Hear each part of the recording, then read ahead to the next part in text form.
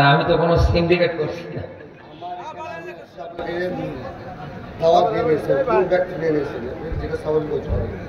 আমি তো বাস্তবতার আলোকে মিলিয়ে বলছি।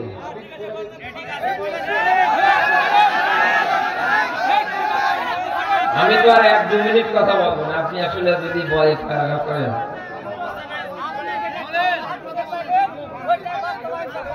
স্বাভাবিক ওয়াজ করবো।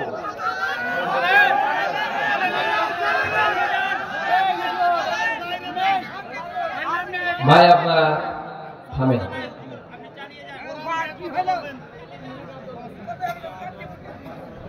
আমি কোরআন হাদিসের এই জায়গায় ব্যাখ্যা করার জন্য 1-2 মিনিটের জন্য বসি না। আমার একটা সাবজেক্ট আছে, আমি তো ওই অনুসারে এগিয়ে যাই, তো প্রবেশ করবো সাবজেক্টে।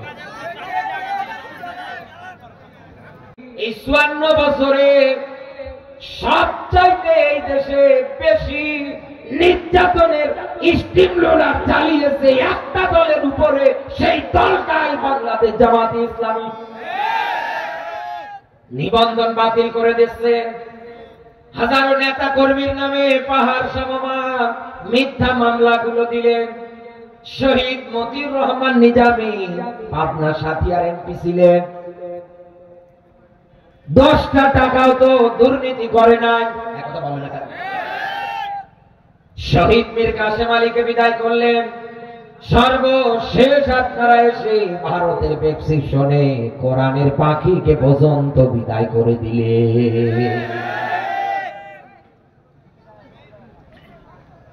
তাদেরকে বলা হয়েছিল আপনারা রাষ্ট্রপতির কাছে জীবন ভিক্ষা চান। কথা বলেন, আপনি চাইলেই এই দেশ থেকে পালিয়ে যেতে পারেন, আপনি অন্য দেশে গিয়ে বিদেশি মেহমান হয়ে রাজার হালে থাকতে পারবে। ওনারা বলেছিল জীবন মরণের ফায়সালা হয় আসমানে জমিনে না। হাসতে হাসতে জীবন দিয়েছে, এরপরেও কোন বাতিল তাগুদের উপরে মাথা নত করেনি। এখান থেকে এটাই প্রতীয়মান, রাসূলের রক্ত ঝরেছে, সাহাবাদের রক্ত ঝরেছে, ওই জমিন আল্লাহ টুপিওয়ালাদের, আলেমদের, নায়েবে নবীদের, বিশ্ব নবীর হাতে উঠিয়ে দিয়েছিলেন। আজও বাংলার ময়দানে এই 16-17 বছরের নির্যাতনে যারা আলেমদের উপরে জোর জবরদস্তি করে জুলুম করেছে, কোরআনের আইন বাস্তবায়নের কথা বলতে গিয়ে তারা ফাঁসিতে ঝুলিয়েছে, মিথ্যা মামলা দিয়েছে, পরিবার হারা করেছে। যেই জমিনে ইমানদারদের রক্ত ঝরে, যেই জমিনে আলেমদের রক্ত ঝরে, ওই জমিনে আমার আল্লাহ তাদের হাতে রাষ্ট্র ক্ষমতা দিয়ে দেয়। এজন্য আপনি তাকিয়ে দেখেন 16-17 বছর পরে এই বাংলাদেশে যে এখন একটা গণজোয়ার দেখা যাচ্ছে, সব মানুষের মুখে মুখে স্লোগান, আমরা নৌকো দেখেছি, অমুক দেখেছি, তমুক দেখেছি, আমরা আগামীতে আল্লাহর কোরআনের শাসন চাই।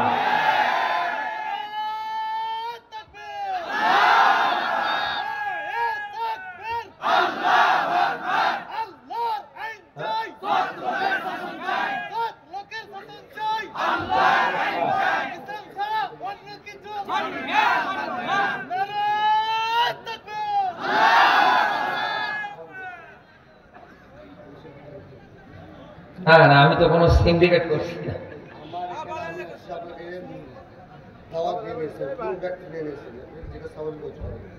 আমি তো বাস্তবতার আলোকে মিলিয়ে বলছি।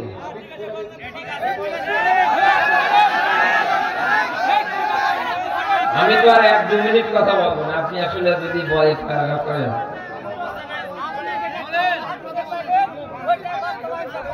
স্বাভাবিক ওয়াজ করবো।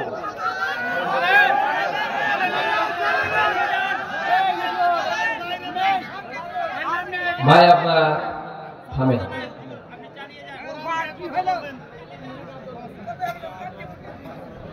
আমি কোরআন হাদিসের এই জায়গায় ব্যাখ্যা করার জন্য 1-2 মিনিটের জন্য বসি না। আমার একটা সাবজেক্ট আছে, আমি তো ওই অনুসারে এগিয়ে যাই, তো প্রবেশ করবো সাবজেক্টে। পৃথিবীতে কেউ স্থায়ী হয় না, হোক না সে ফেরাউন কিবা নমরুদ, কেউ ভাবে চিরকাল রয় না। চলে যায় সব ছেড়ে যেতে হয়, মৃত্যু মানে না কোনো পরিচয়। সব রাজা মহারাজা আর মহাবীর, সব রাজা মহারাজা আর মহাবীর, কাউকে সে অবকাশ দেয় না। কেউ ভাবে চিরকাল হয় না। ফেরাউন শ্রেষ্ঠ ছিল না,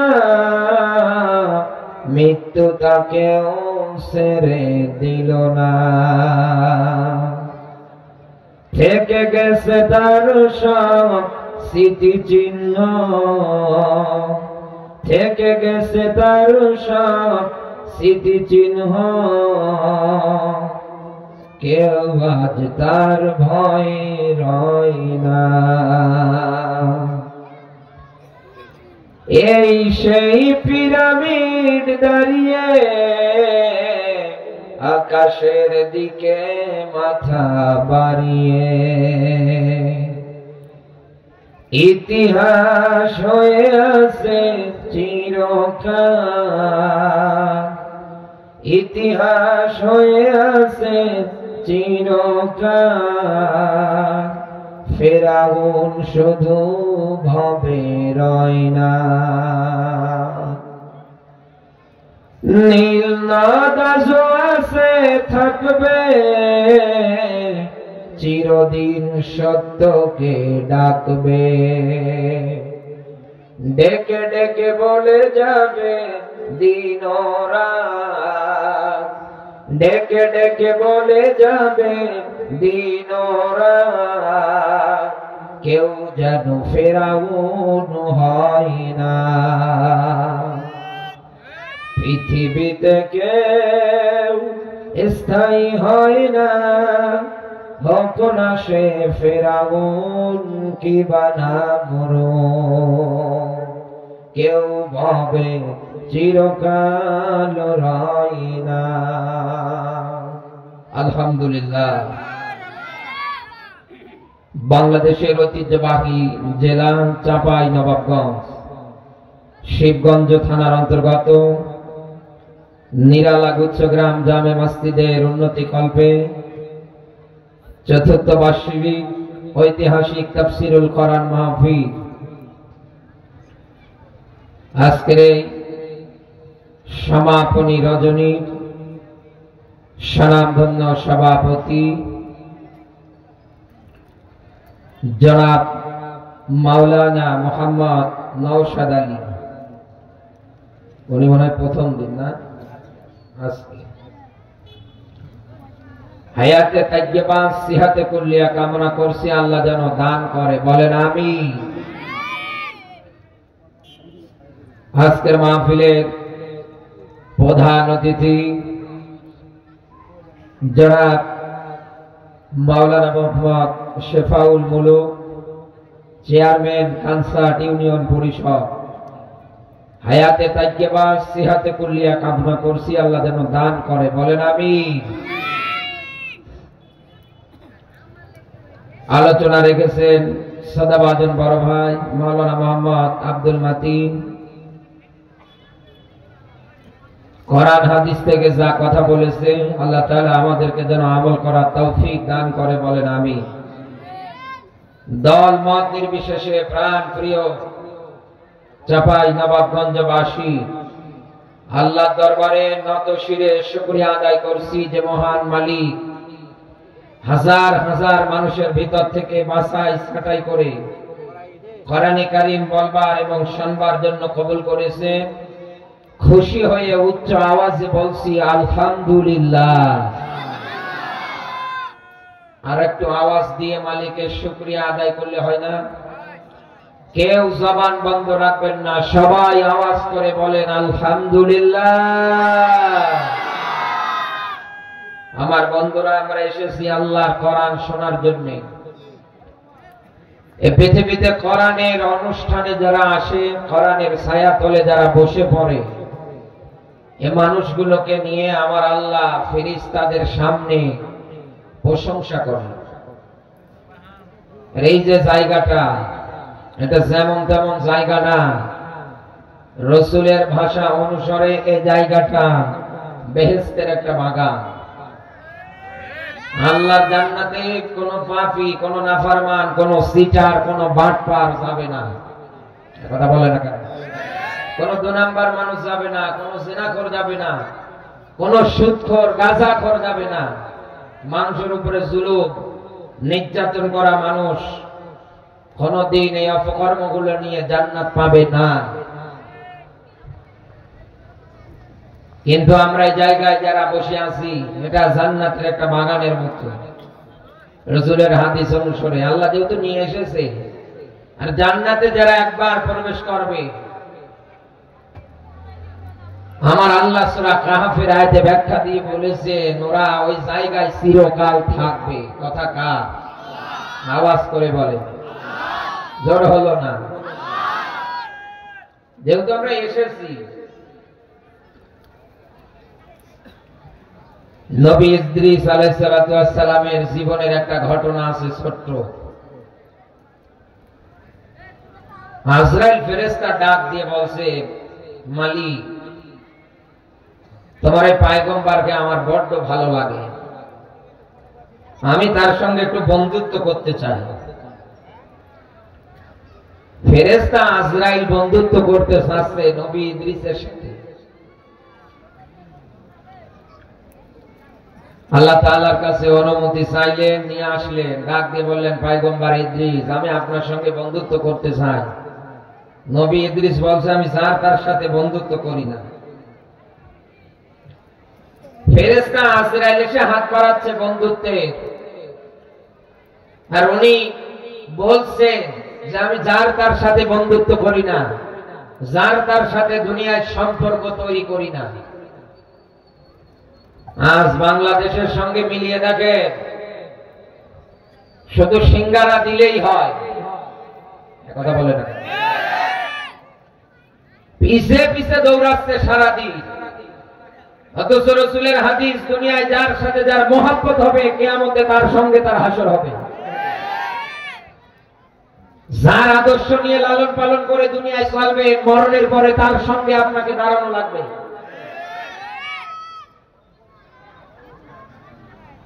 আজরাইল ফেরেশতার কি কোনো অপরাধ আছে?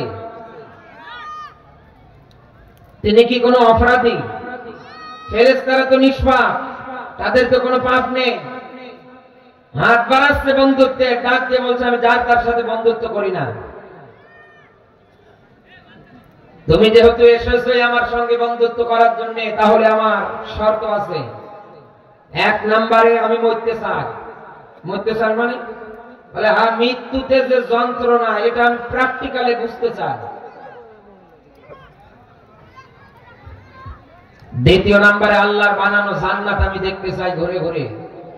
3য়ত, আমি জাহান্নামটা একবার দেখবো। আজরাইল চলে গিয়েছে আল্লাহর কাছে, ডাক দিয়ে বলছে, মালিক, নবী দেখা যায় ভালো, কিন্তু ভেজাল।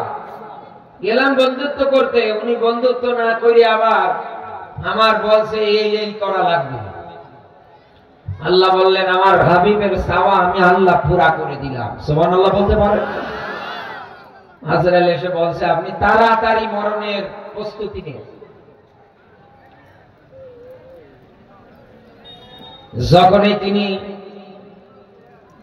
বুকের উপরে হাতটা রেখেছে, নবী ইদ্রিসের বুকের উপরে, সঙ্গে সঙ্গেই মরে গিয়েছে। মালিকের কাছে ডাক দিয়ে বলছে, মালিক, আমার বন্ধু তো মরে গেল, বন্ধুত্ব করবো কি করি? আল্লাহ বলছেন, যেমনি ভাবে হাত দিয়েছিলে অমনি ভাবে আবার দাও। জিন্দা করার দায়িত্ব কার? আরো জোরে বলে, জীবন মৃত্যুর মালিক একজন, তিনি কে? আরো জোরে বলে।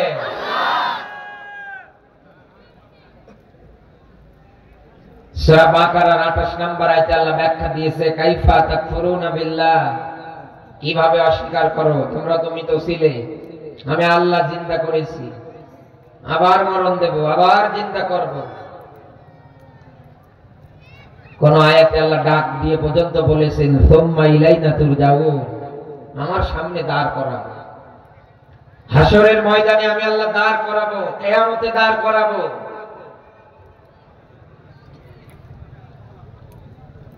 আল্লাহর পক্ষ থেকে বাঁধরা হাত রেখেছিলে যেভাবে ওইভাবে রাখো, জিন্দা হয়ে যাবে। নবী ইদ্রিস জিন্দা হয়ে গেলেন, হাওমাও করে চোখ থেকে পানি ঝরাচ্ছে আর ডাক দিয়ে বলছে, ভাই আজরাইল, তুমি এত কষ্ট দিয়ে মানুষের জান কবজ করো? ডাক দিয়ে বলছে, পয়গম্বর, হাত রাখলাম আর আপনি নিস্তেজ চলে গেলেন, আপনার হাত, আপনার শ্বাস প্রশ্বাস বন্ধ হয়ে গেল। এর চাইতে আর কম যন্ত্রণা দিয়ে কিভাবে আপনার জান আমি কবজ করব? এটা তো আপনার শখের মৃত্যু। আর আপনি তো নবী মানুষ, আপনার সঙ্গে তো আমার বেয়াদবি করা চলবে না। আল্লাহর হাবিব ডাক দিয়ে বলছে, আজরাইল, এটা তো আমার শখের মৃত্যু। তুমি জানো আমার কি পরিমাণ ব্যথা কষ্ট অনুভব হয়েছিল? তুমি যখনই আমার বুকের উপরে, বডির উপরে হাত রেখে দিয়েছো, আমার ওই পরিমাণ তো কষ্ট অনুভব হচ্ছিল। একটা ছাগলকে জীবিত অবস্থায় তার বডি থেকে চামড়া খুলে নিলে যেরকম কষ্ট পাবে, এর চাইতেও বেশি কষ্ট আমার হয়েছে। চাঁপাইনবাবগঞ্জবাসী, এই দুনিয়ায় আজ যারা উল্টা পাল্টা কর্মকাণ্ড তৈরি করছে, আজ যারা উল্টা পাল্টা পথে আছেন, যাকে তাকে আদর্শ হিসাবে মেনে পিছনে থেকে যারা স্লোগান দিচ্ছে, আপনি মৃত্যুর যে যাত্রী, মরা যে লাগবে, মরণের সময় আপনার কি পরিমাণ কষ্ট হতে পারে আপনার কি কোনো ধারণা আছে? আল্লাহ পাক বলেন, ওয়া জাআত সাকরাতুল মাউতি বিল হক, মৃত্যুতে যন্ত্রণা আছে, এটা শতভাগ সত্য। কথাকার আরো জোরে বলেন। বিশ্ব নবীর জান কবজের সময় আজরাইল হাত রাখছে, নবীকে ডাকতে বলছে, আজরাইল, আমার মনে হচ্ছে পুরো অহুদ পাহাড়টা তুমি এনে আমার বুকের উপরে চাপা দিচ্ছ।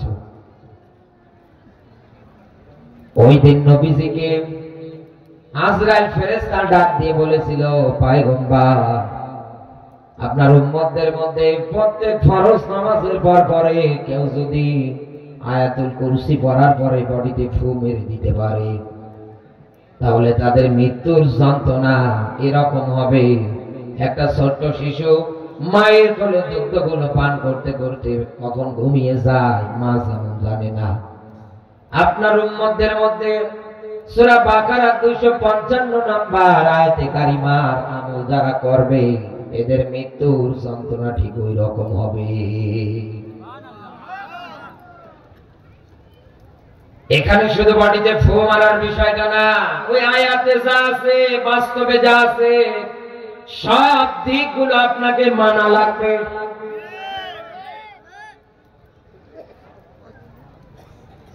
আমার বন্ধুরা খেয়াল করবেন, কোরআন কারীমের বিসমিল্লাহর বা থেকে শুরু করে সূরা নাসের সিন পর্যন্ত যে বাণী বক্তব্যগুলো বলতে চায়, যে বাণী বক্তব্যগুলো আমার আল্লাহ কোরআন কারীমের মধ্যে নোট করে দিয়েছে, উল্লেখ করে দিয়েছে, এই হিসাব অনুসারে বলছি, সর্বক্ষেত্রে সর্ব জায়গায় আপনি যদি কোরআনটা মানতে পারতেন, কোরআনের নিয়ম নীতিগুলো যদি দাঁড় করাতে পারতেন, শুধু ওই মৃত্যুর যন্ত্রণা থেকে আপনি বাঁচতেন না, বিষয়টা কিন্তু এতটুকুনে সীমাবদ্ধ না। দেখতেন এই দুনিয়ার ময়দানে শান্তিতে আপনি বসবাস পর্যন্ত করতে পারতেন। আজ এই দেশের অনেক মানুষ আছে কোরআনের রাজনীতি বিশ্বাস করে না, একথা বলেন, আমার আল্লাহ সর্বশক্তিমান, এটা উনি মানতে নারাজ। আমার আল্লাহ আইনদাতা, বিধানদাতা, উনি মানতে নারাজ।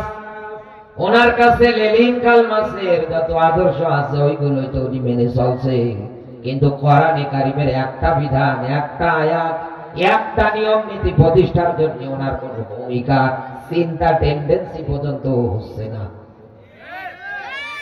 শুধু একটা আয়াতের আমল করে যদি এই দুনিয়ার ময়দানে চলে যাওয়ার সময়ে মৃত্যুর যন্ত্রণা থেকে বাঁচা যায়, আজ যেমন সমাজে দুর্নীতি, আজ যেমন চিটারি বাটপারি, আজ যেমন চাঁদাবাজি, আজ যেমন ধর্ষণ, আজ যেমন টেন্ডারবাজি, মানুষ হত্যাকারী, এই বাংলাদেশে কোরআনটা যদি আমরা পরিপূর্ণ মানতে পারতাম, এদেশের সব কিছু থেকে আমরা বেঁচে থাকতে পারতাম,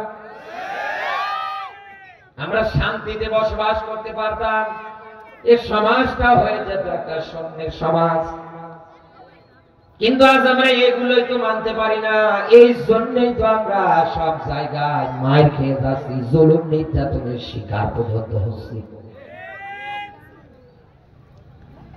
হযরত ইদ্রিস আলাইহিস সালাতু ওয়াস সালাম ডাক দিয়ে বলছে, ভাই আজরাইল, শখের মৃত্যু আমার, এতেই যদি এই কষ্ট হয়, যারা পাপী, যারা নাফরমান, তাদের তুমি কি পরিমাণ কষ্ট দাও আমার তো বুঝে আসে না।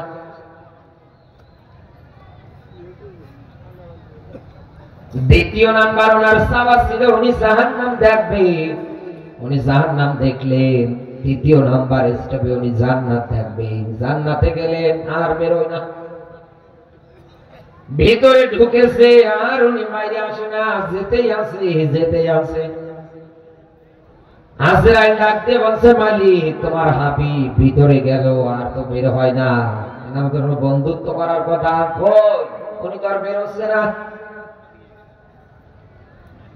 ইদ্রিস আলাইহিস সালাম ডাক দিয়ে বলছে, ভাই আজরাইল, আমি আর বের হব না, তুমি কি আল্লাহর কোরআনের, আল্লাহর ঐশী গ্রন্থ কিতাবের ব্যাখ্যা বিশ্লেষণ তুমি কি জানো না?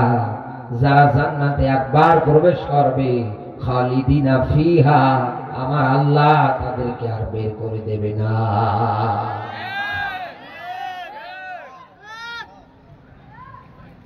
বাংলার মুসলমান, এই পৃথিবীর ময়দানে 54টা বছর হয়ে যাচ্ছে আমরা এই স্বাধীন একটা বাংলাদেশের মানচিত্র দাঁড় করাতে পেরেছি। আমরা স্বাধীনতা লাভ করেছি 54টা বছর হয়। 1971 সালের পর থেকে এই পর্যন্ত এই দেশটা স্বাধীন হওয়ার 54 বছরের একটা সময় হচ্ছে। এই 54 বছরে 32 বছর চালিয়েছে দুইজন মহিলা। স্পিকার যিনি ছিলেন উনিও মহিলা, শিক্ষামন্ত্রী যিনি ছিলেন উনিও মহিলা। কথা বলে না কেন? সর্ব জায়গায় বিশেষ করে মহিলাদের সবচাইতে বেশি আনাগোনা দেখা দিয়েছে। এমনকি সমান অধিকার পর্যন্ত ওরা দাঁড় করেছিল, নারী দিবস পর্যন্ত পালন করত। এত কিছু এই 32 বছরে আপনি এই দুই বেটির হাতে দেখেছেন। এরপরেও বলেন বন্ধু, এই দেশে কি কোনদিন তারা ইপটিজিং বন্ধ করতে পেরেছে? নারী নির্যাতন বন্ধ করতে পেরেছে? ধর্ষণ বন্ধ করতে পেরেছে?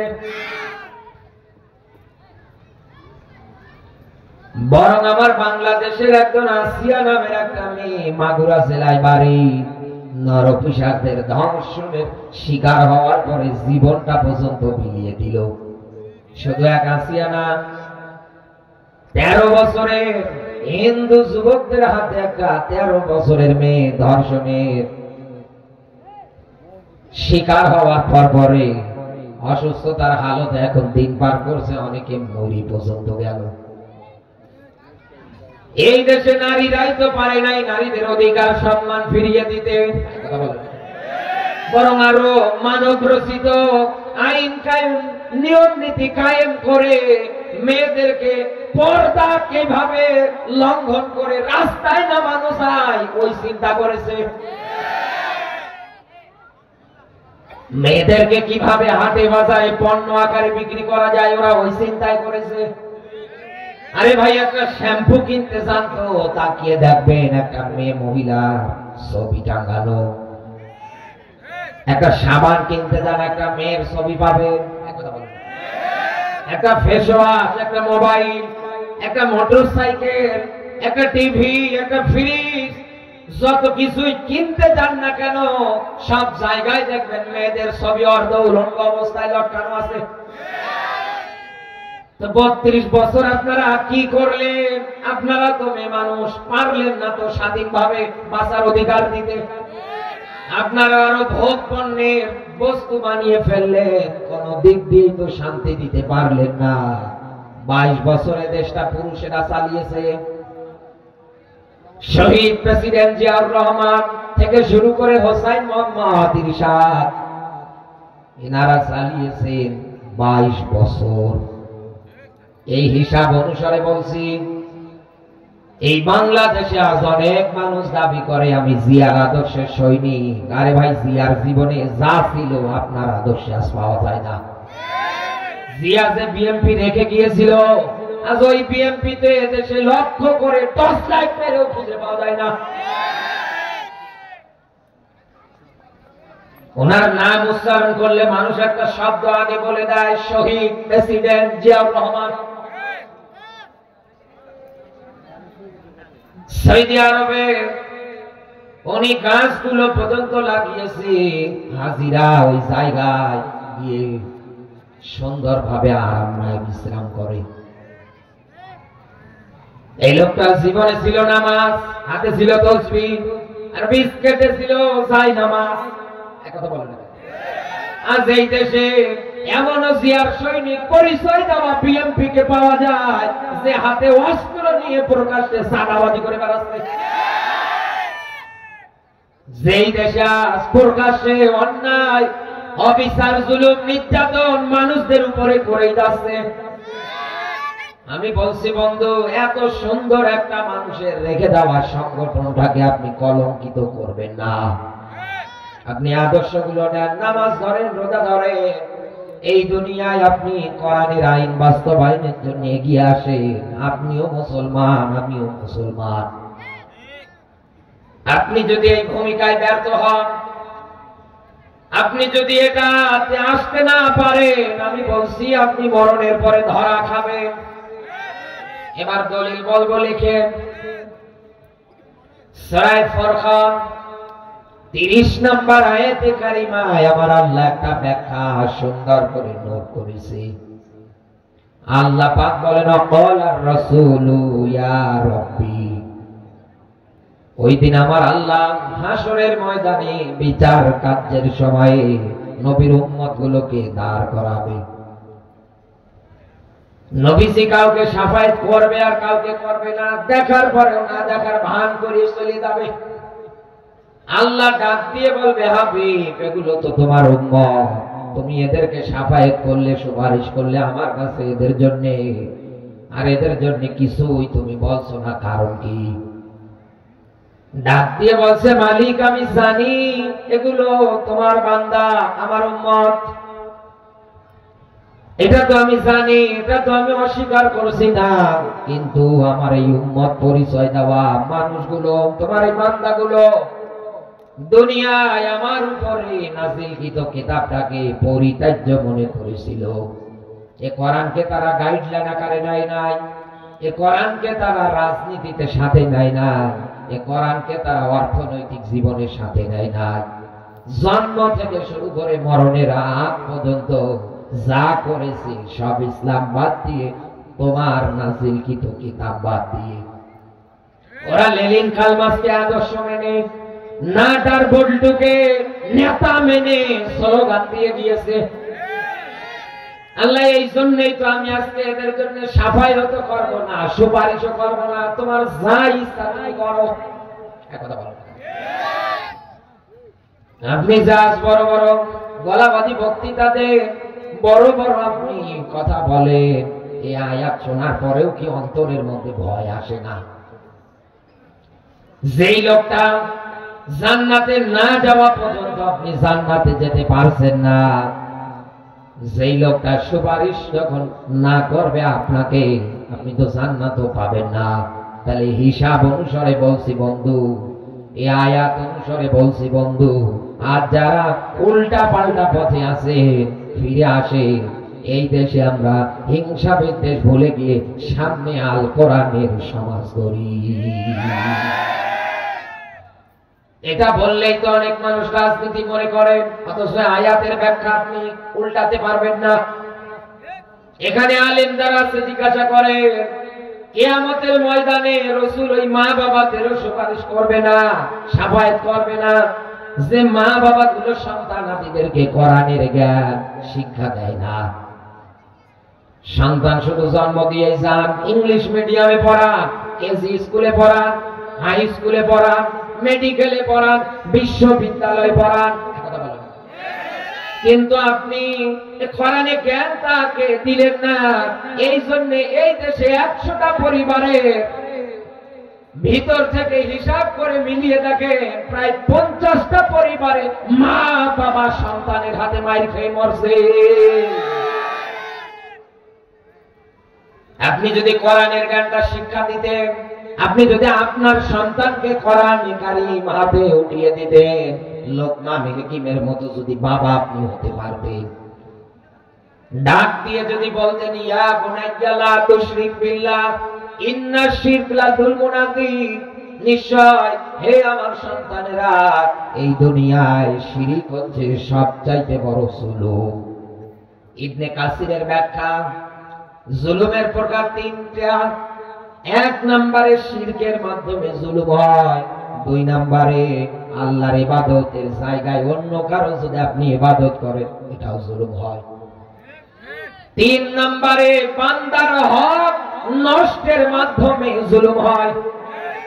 এই বাংলাদেশের সঙ্গে এবার মেলান, কত মানুষের জায়গা জমি সব ওনার দলিলকৃত আছে, ওনার নিজস্ব ব্যবসা প্রতিষ্ঠান আছে, এখানে ওনার হক আছে, অধিকার আছে, তারপরেও এই দেশে কত মানুষ রাজনৈতিক পরিচয়ে দলের পাওয়ার ক্ষমতা দেখিয়ে এই মানুষটার ভিটে মাটিগুলো পর্যন্ত দখল করে নিয়ে নিজেদের রাজত্ব করছে।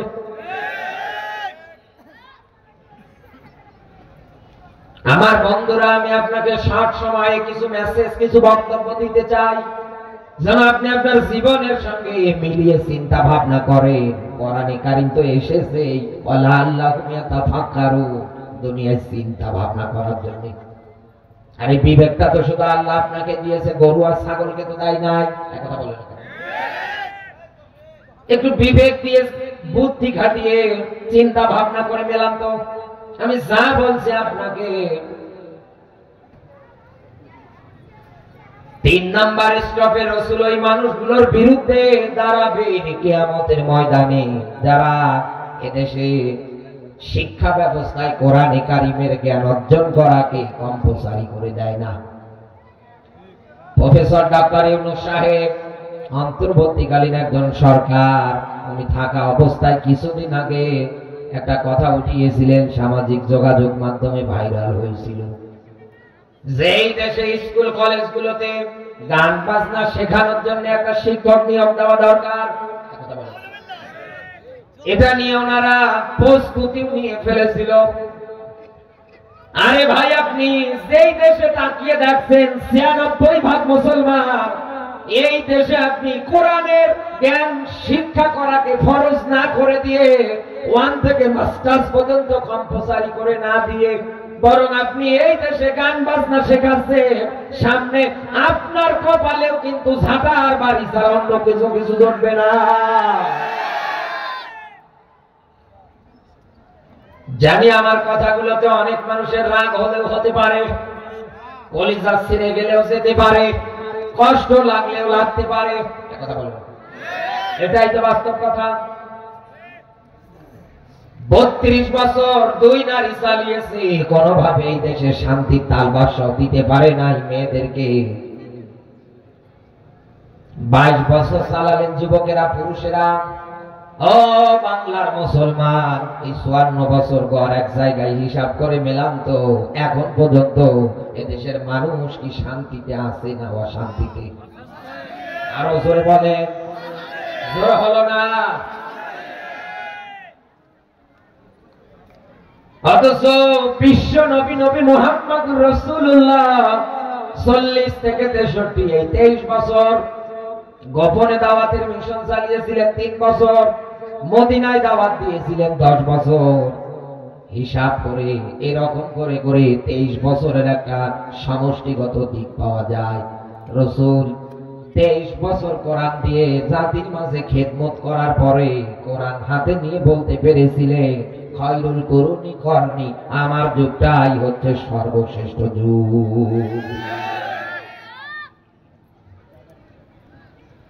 মানুষটা কিন্তু একই ছিল, একথা বলে না, 1 থেকে 40 বছর বয়স পর্যন্ত তিনি ছিলেন মোহাম্মদ ইবনে আব্দুল্লাহ।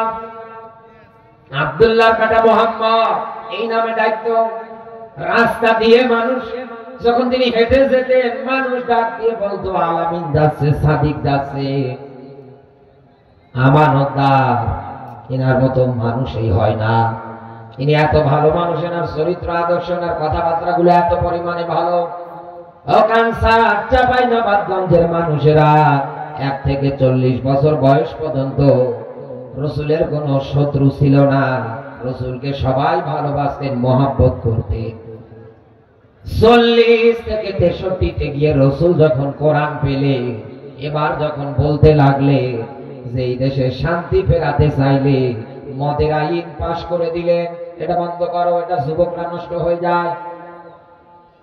জিনা ব্যভিচারের আইন তৈরি করে দিলে, এরকম করে একটার পর একটা বিদায় করতে লাগলেন। সুদ বিদায় করে ব্যবসাটাকে হালাল করলেন। কথা বলে না কেন? করেছেন কি দিয়ে? আরো জোরে বলেন। হ্যাঁ, এটা করতে গেলে মার আসবে, জুলুম হবে, নির্যাতন হবে, মিথ্যা মামলা পর্যন্ত আপনার নামে হবে, আপনাকে কারাগারের মধ্যে থাকা পর্যন্ত লাগবে। এদেশে কোরআনের আইন, কোরআনে কারিমের ব্যাখ্যা, কোরআনে কারিমের আয়াতগুলো, কোরআনের দিক নির্দেশনামূলক বক্তব্যগুলো, বিসমিল্লাহর বা থেকে সূরা নাসের সিন পর্যন্ত এই সমাজে দাঁড় করাতে চাইলে, প্রতিষ্ঠিত করতে চাইলে, ফাঁসির দড়িটাকে আপনাকে ফুলের মালা মনে করে এগিয়ে যাওয়া লাগবে। এটা সহজ পথ না। যেই লোকটার আগে পরে জীবনের কোনো অপরাধী ছিল না, তিনি যখন কোরআন হাতে নিয়ে ঘোষণা দিলেন, কাফেরেরা ওই সময় সবচাইতে বড় সংসদ দারুন নদওয়ায় বসে বসে আইন পাশ করে। ওয়াইদ ইয়ামকুরু বিকাল্লাযিনা কাফারু, কাফেরেরা আইন পাশ করছে কলম হাতে নিয়ে নবীর বিরুদ্ধে। 1 নম্বরে আও ইয়াকতুলুকা, নবী আপনাকে হত্যা করব। নবীর জীবনী পড়ে দেখেন, 82 বার ডাইরেক্ট ইনডাইরেক্ট মারা টার্গেটে পড়েছিলেন। 40 থেকে 63-তে একথা বলেন। শিয়াবে আবু তালিবের 3.5 বছর জেলখানায় বন্দী ছিলেন। নিজের জন্মভূমিতে থাকতে পারলেন না, নিজের মাতৃভূমিতে থাকতে পারলেন না, অথচ দেশ প্রেম এটা ইমানের একটা অংশ। ইমানের 70টার অধিক শাখা পোশাখা আছে।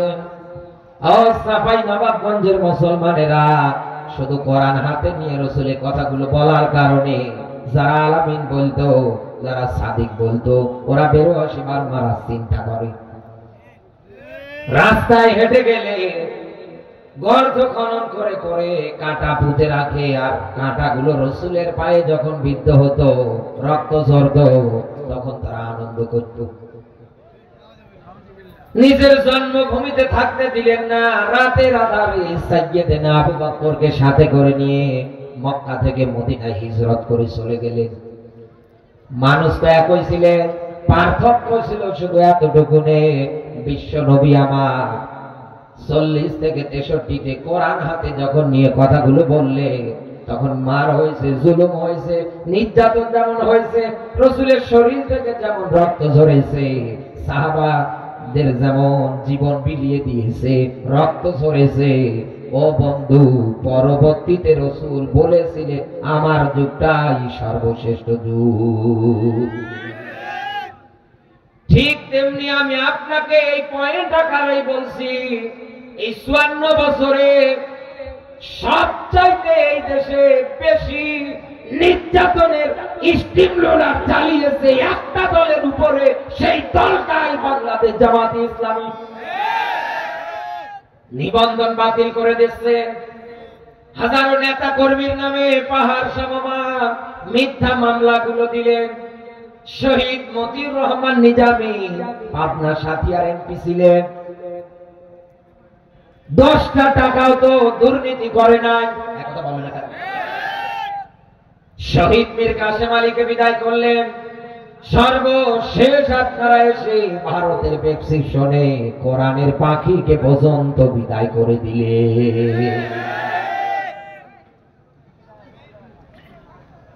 তাদের তো বলা হয়েছিল আপনারা রাষ্ট্রপতির কাছে জীবন ভিক্ষা চান। কথা বলেন না। আপনি চাইলেই এই দেশ থেকে পালিয়ে যেতে পারেন, আপনি অন্য দেশে গিয়ে বিদেশি মেহমান হয়ে রাজার হালে থাকতে পারবে। ওনারা বলেছিল জীবন মরণের ফায়সালা হয় আসমানে জমিনে না। হাসতে হাসতে জীবন দিয়েছে, এরপরেও কোন বাতিল তাগুদের উপরে মাথা নত করেনি। এখান থেকে এটাই প্রতীয়মান, রাসূলের রক্ত ঝরেছে, সাহাবাদের রক্ত ঝরেছে। ওই জমিন আল্লাহ টুপিওয়ালাদের, আলেমদের, নায়েবে নবীদের, বিশ্ব নবীর হাতে উঠিয়ে দিয়েছিলেন। আজও বাংলার ময়দানে এই 16-17 বছরের নির্যাতনে যারা আলেমদের উপরে জোর জবরদস্তি করে জুলুম করেছে, কোরআনের আইন বাস্তবায়নের কথা বলতে গিয়ে তারা ফাঁসিতে ঝুলিয়েছে, মিথ্যা মামলা দিয়েছে, পরিবার হারা করেছে। যেই জমিনে ঈমানদারদের রক্ত ঝরে, যেই জমিনে আলেমদের রক্ত ঝরে, ওই জমিনে আমার আল্লাহ তাদের হাতে রাষ্ট্র ক্ষমতা দিয়ে দেয়। এজন্য আপনি তাকিয়ে দেখেন 16-17 বছর পরে এই বাংলাদেশে যে এখন একটা গণজোয়ার দেখা যাচ্ছে, সব মানুষের মুখে মুখে স্লোগান, আমরা নৌকো দেখেছি, অমুক দেখেছি, তমুক দেখেছি, আমরা আগামীতে আল্লাহর কোরআনের শাসন চাই।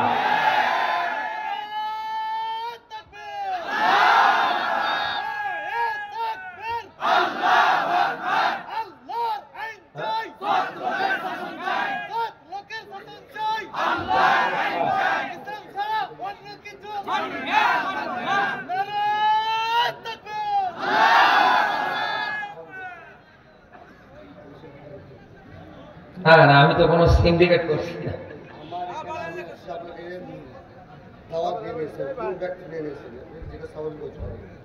আমি তো বাস্তবতার আলোকে মিলিয়ে বলছি।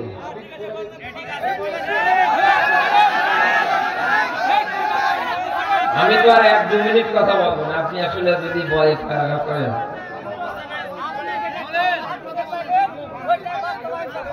স্বাভাবিক ওয়াজ করবো।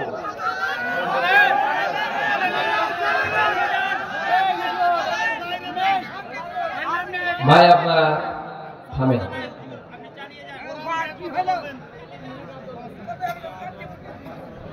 আমি কোরআন হাদিসের এই জায়গায় ব্যাখ্যা করার জন্য 1-2 মিনিটের জন্য বসি না। আমার একটা সাবজেক্ট আছে, আমি তো ওই অনুসারে এগিয়ে যাই, তো প্রবেশ করবো সাবজেক্টে। আমার বন্ধুরা খেয়াল করবেন, এই পৃথিবীর ময়দানে বিশ্ব নবী মুহাম্মদ রাসূলুল্লাহ সাল্লাল্লাহু আলাইহি ওয়াসাল্লামকে অনুসরণ করা শুধু ফরজ না, ফরজে আইন। আমি অনুসরণ করব, আমার বাবা করবে না, হবে না। পৃথিবীতে যেই বলবে আমি নবীর উম্মত, তাকে অবশ্যই এই দুনিয়ার ময়দানে বিশ্ব নবীকে অনুসরণ করা লাগবে। এখন বলেন তো বন্ধু, নবীজিকে অনুসরণ হবে আংশিক না পূর্ণাঙ্গ? 1 থেকে 40 না 40 থেকে 63? এখন এটা বলতে গেলে যদি আপনি উল্টা পাল্টা হিসাবে ধরে নেন, আমার তো কিছু করার নেই। আমি এই জায়গায় কোন দলের এজেন্ডা বাস্তবায়ন করার জন্য আসি নাই। আমি আগামীতে এই কনসার্টে কোন জায়গায় নির্বাচন করব, এই জন্যও আসি নাই। আমি এসেছি জাতিকে কোরআন হাদিসের আলোকে কোরআনের ধারক বাহক বানাতে।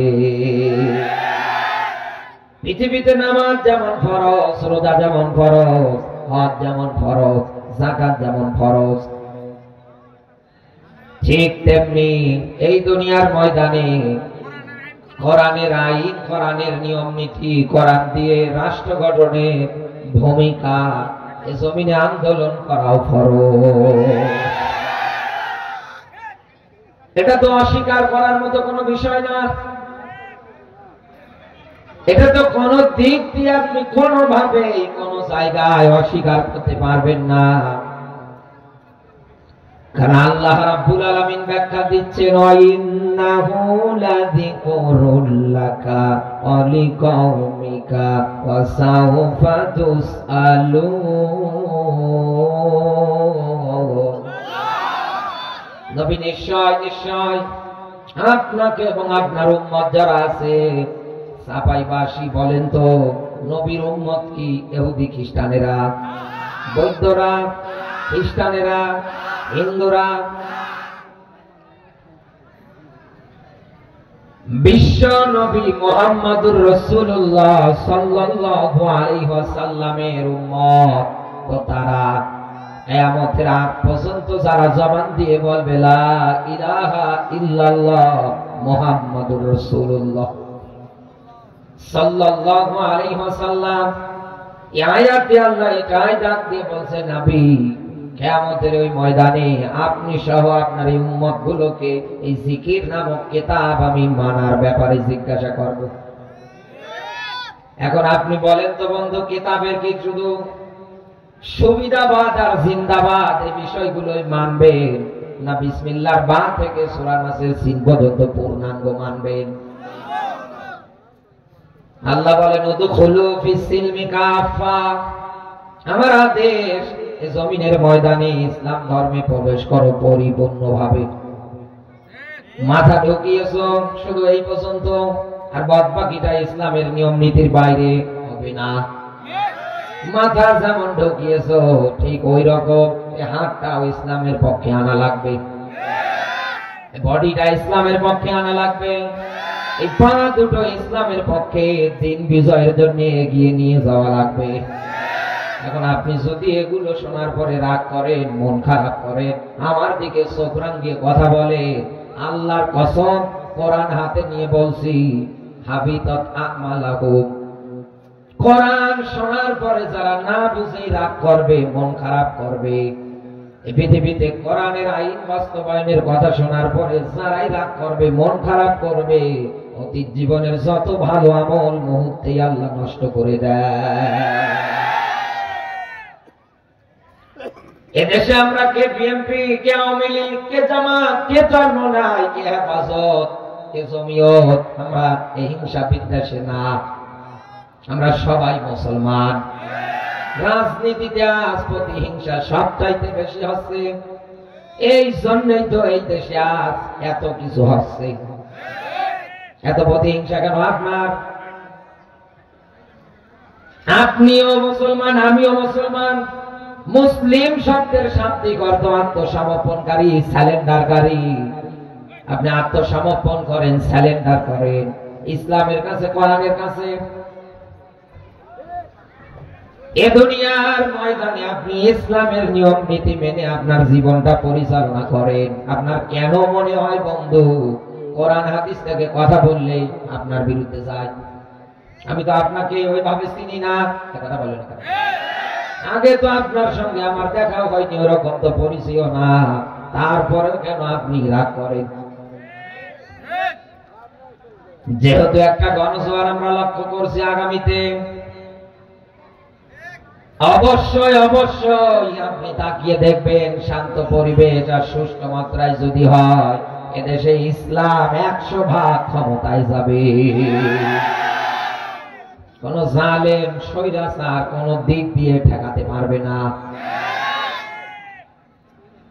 আমার আল্লাহ ওই কথাটাই কোরআনে কারীম সূরা আলে ইমরান 3 নাম্বার সূরা 4 নাম্বার পারার 139 নাম্বার আয়াতে ব্যাখ্যা দিয়েছে।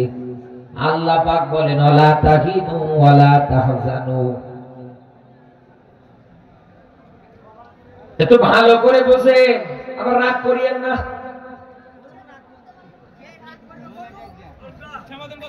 আল্লাহ পাক বলেন, এই পৃথিবীর ময়দানে তোমরা ধৈর্য হারা হইও না, নিরাশ হইও না। ওয়ানতুম আ'লাউনা ইন কুনতুম মুমিনিন। এই পৃথিবীর ময়দানে বিজয় তো তোমাদের, যিনি দেবে তিনি কে? ওয়ালা তাহিনু ওয়ালা তাহজানু ওয়া আনতুমুল আ'লাউনা ইন কুনতুম মুমিনিন। যদি তোমরা মুমিন হতে পারো এই জমিনে বিজয় তোমরাই পাবে। আজ দেশে আজ আমরা এত মার, এত জুলুম, এত নির্যাতন সহ্য করার পরেও আমরা শান্তি পাচ্ছি না। এই কারণে, কারণ আজও আমরা এই দেশে মুমিন হতে পারি না।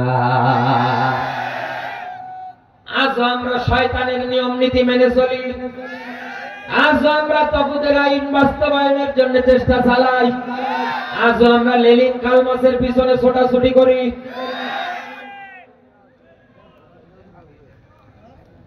শুধু নামের আগে মোহাম্মদ মুসাম্মদ, এই এতটুকুনে আপনি লিখে পার পেয়ে যাবেন না।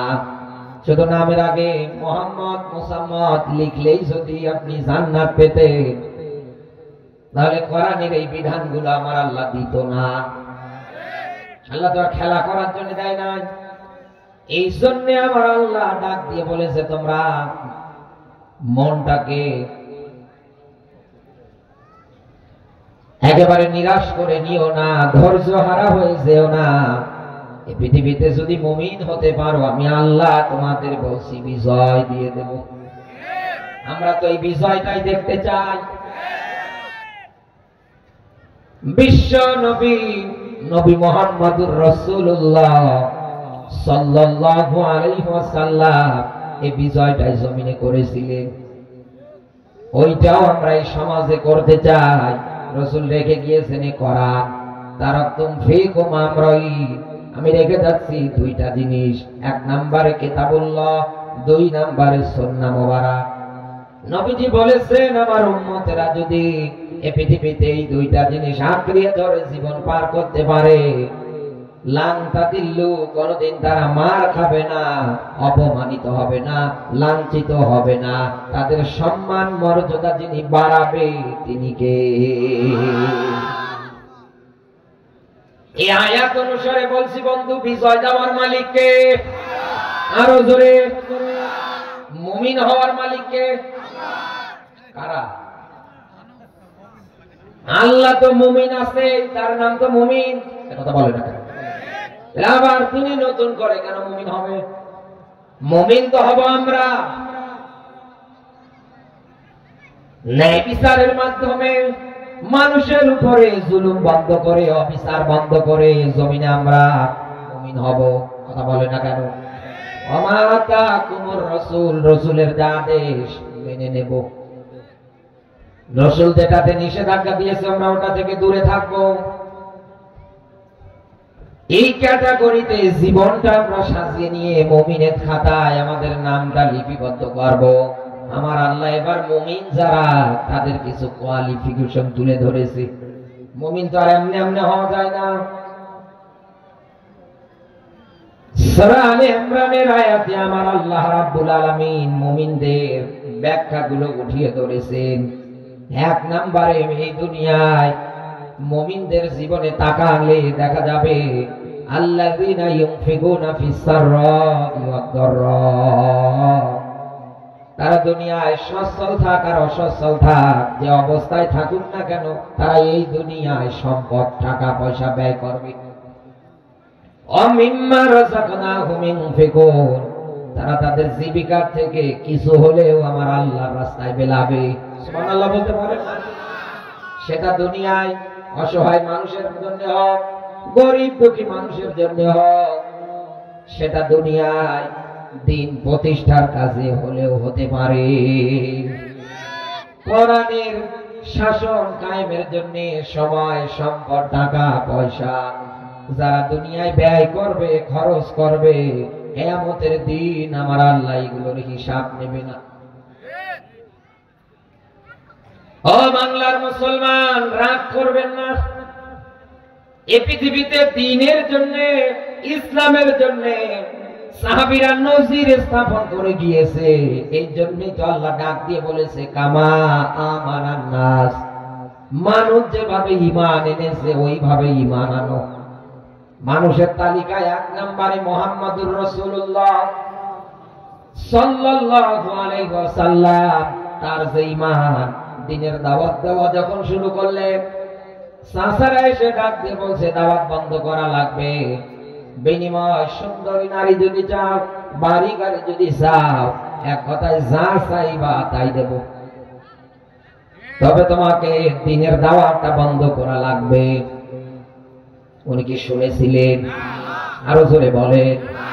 উনি কিন্তু জানে এই পথটা কাটা বিছানো পথ, এই পথটা ভালো পথ না।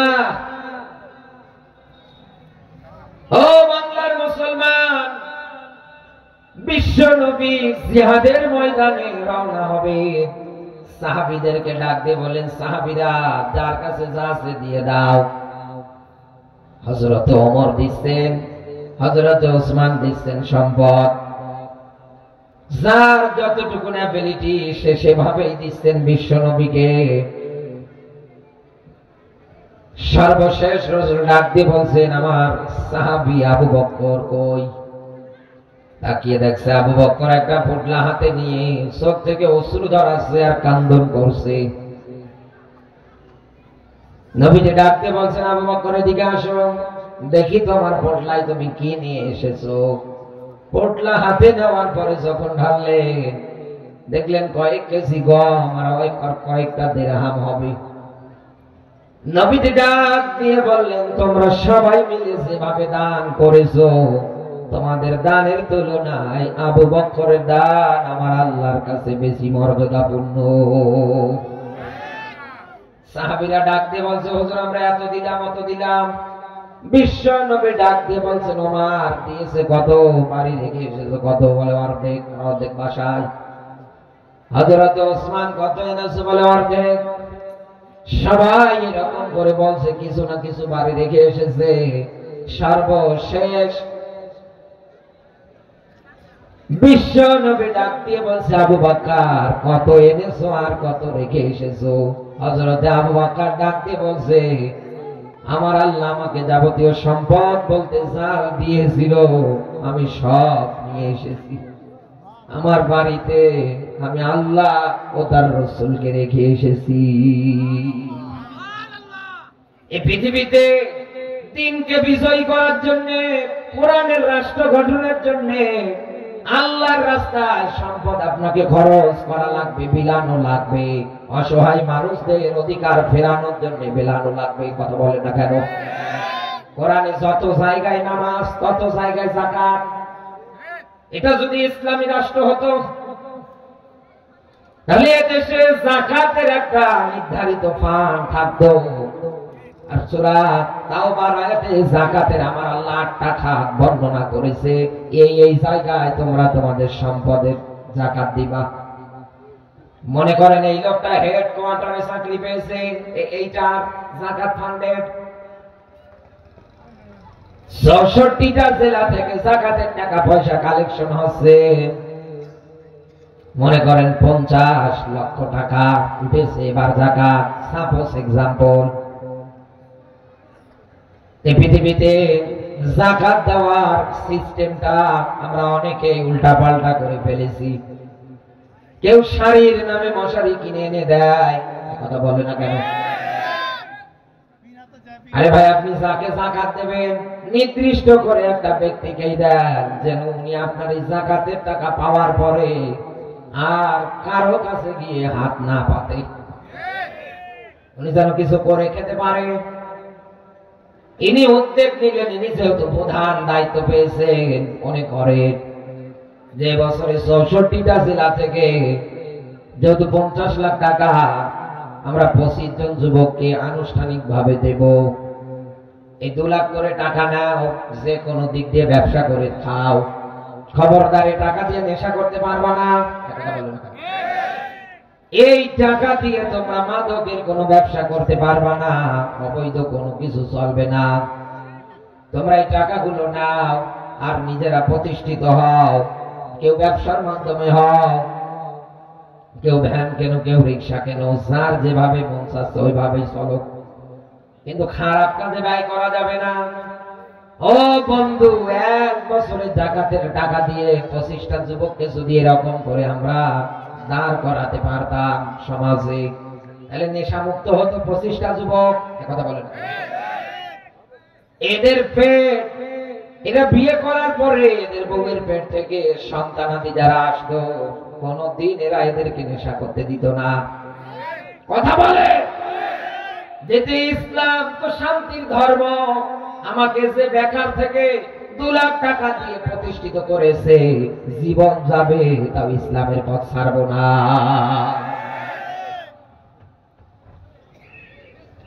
ও বাংলার মুসলমান, কান খাড়া করে মেলান, শুধু 1 বছরে সাপোজ 50 লাখ টাকার যাকাত 25টা যুবককে দিলে যদি বেকারত্ব দূর হয়, এই 54টা বছর স্বাধীনতার আজ পার হয়ে যাচ্ছে, কথা বলে না কেন? আমরা যদি অন্তত কোরআনের এই আইনটাও বাস্তবায়ন করতাম, যদি আমরা যাকাতের টাকাগুলো দিয়ে গরিব দুঃখী মানুষদেরকে এরকম করে এস্টাবলিশ করে দিতাম, আমরা যদি দাঁড় করাতে পারতাম, এই দেশে কোনদিন কেউ কারো সম্পদ নিয়ে কামড়া কামড়ি করতো না। এরে ভাই, ইসলাম তো শান্তির ধর্ম।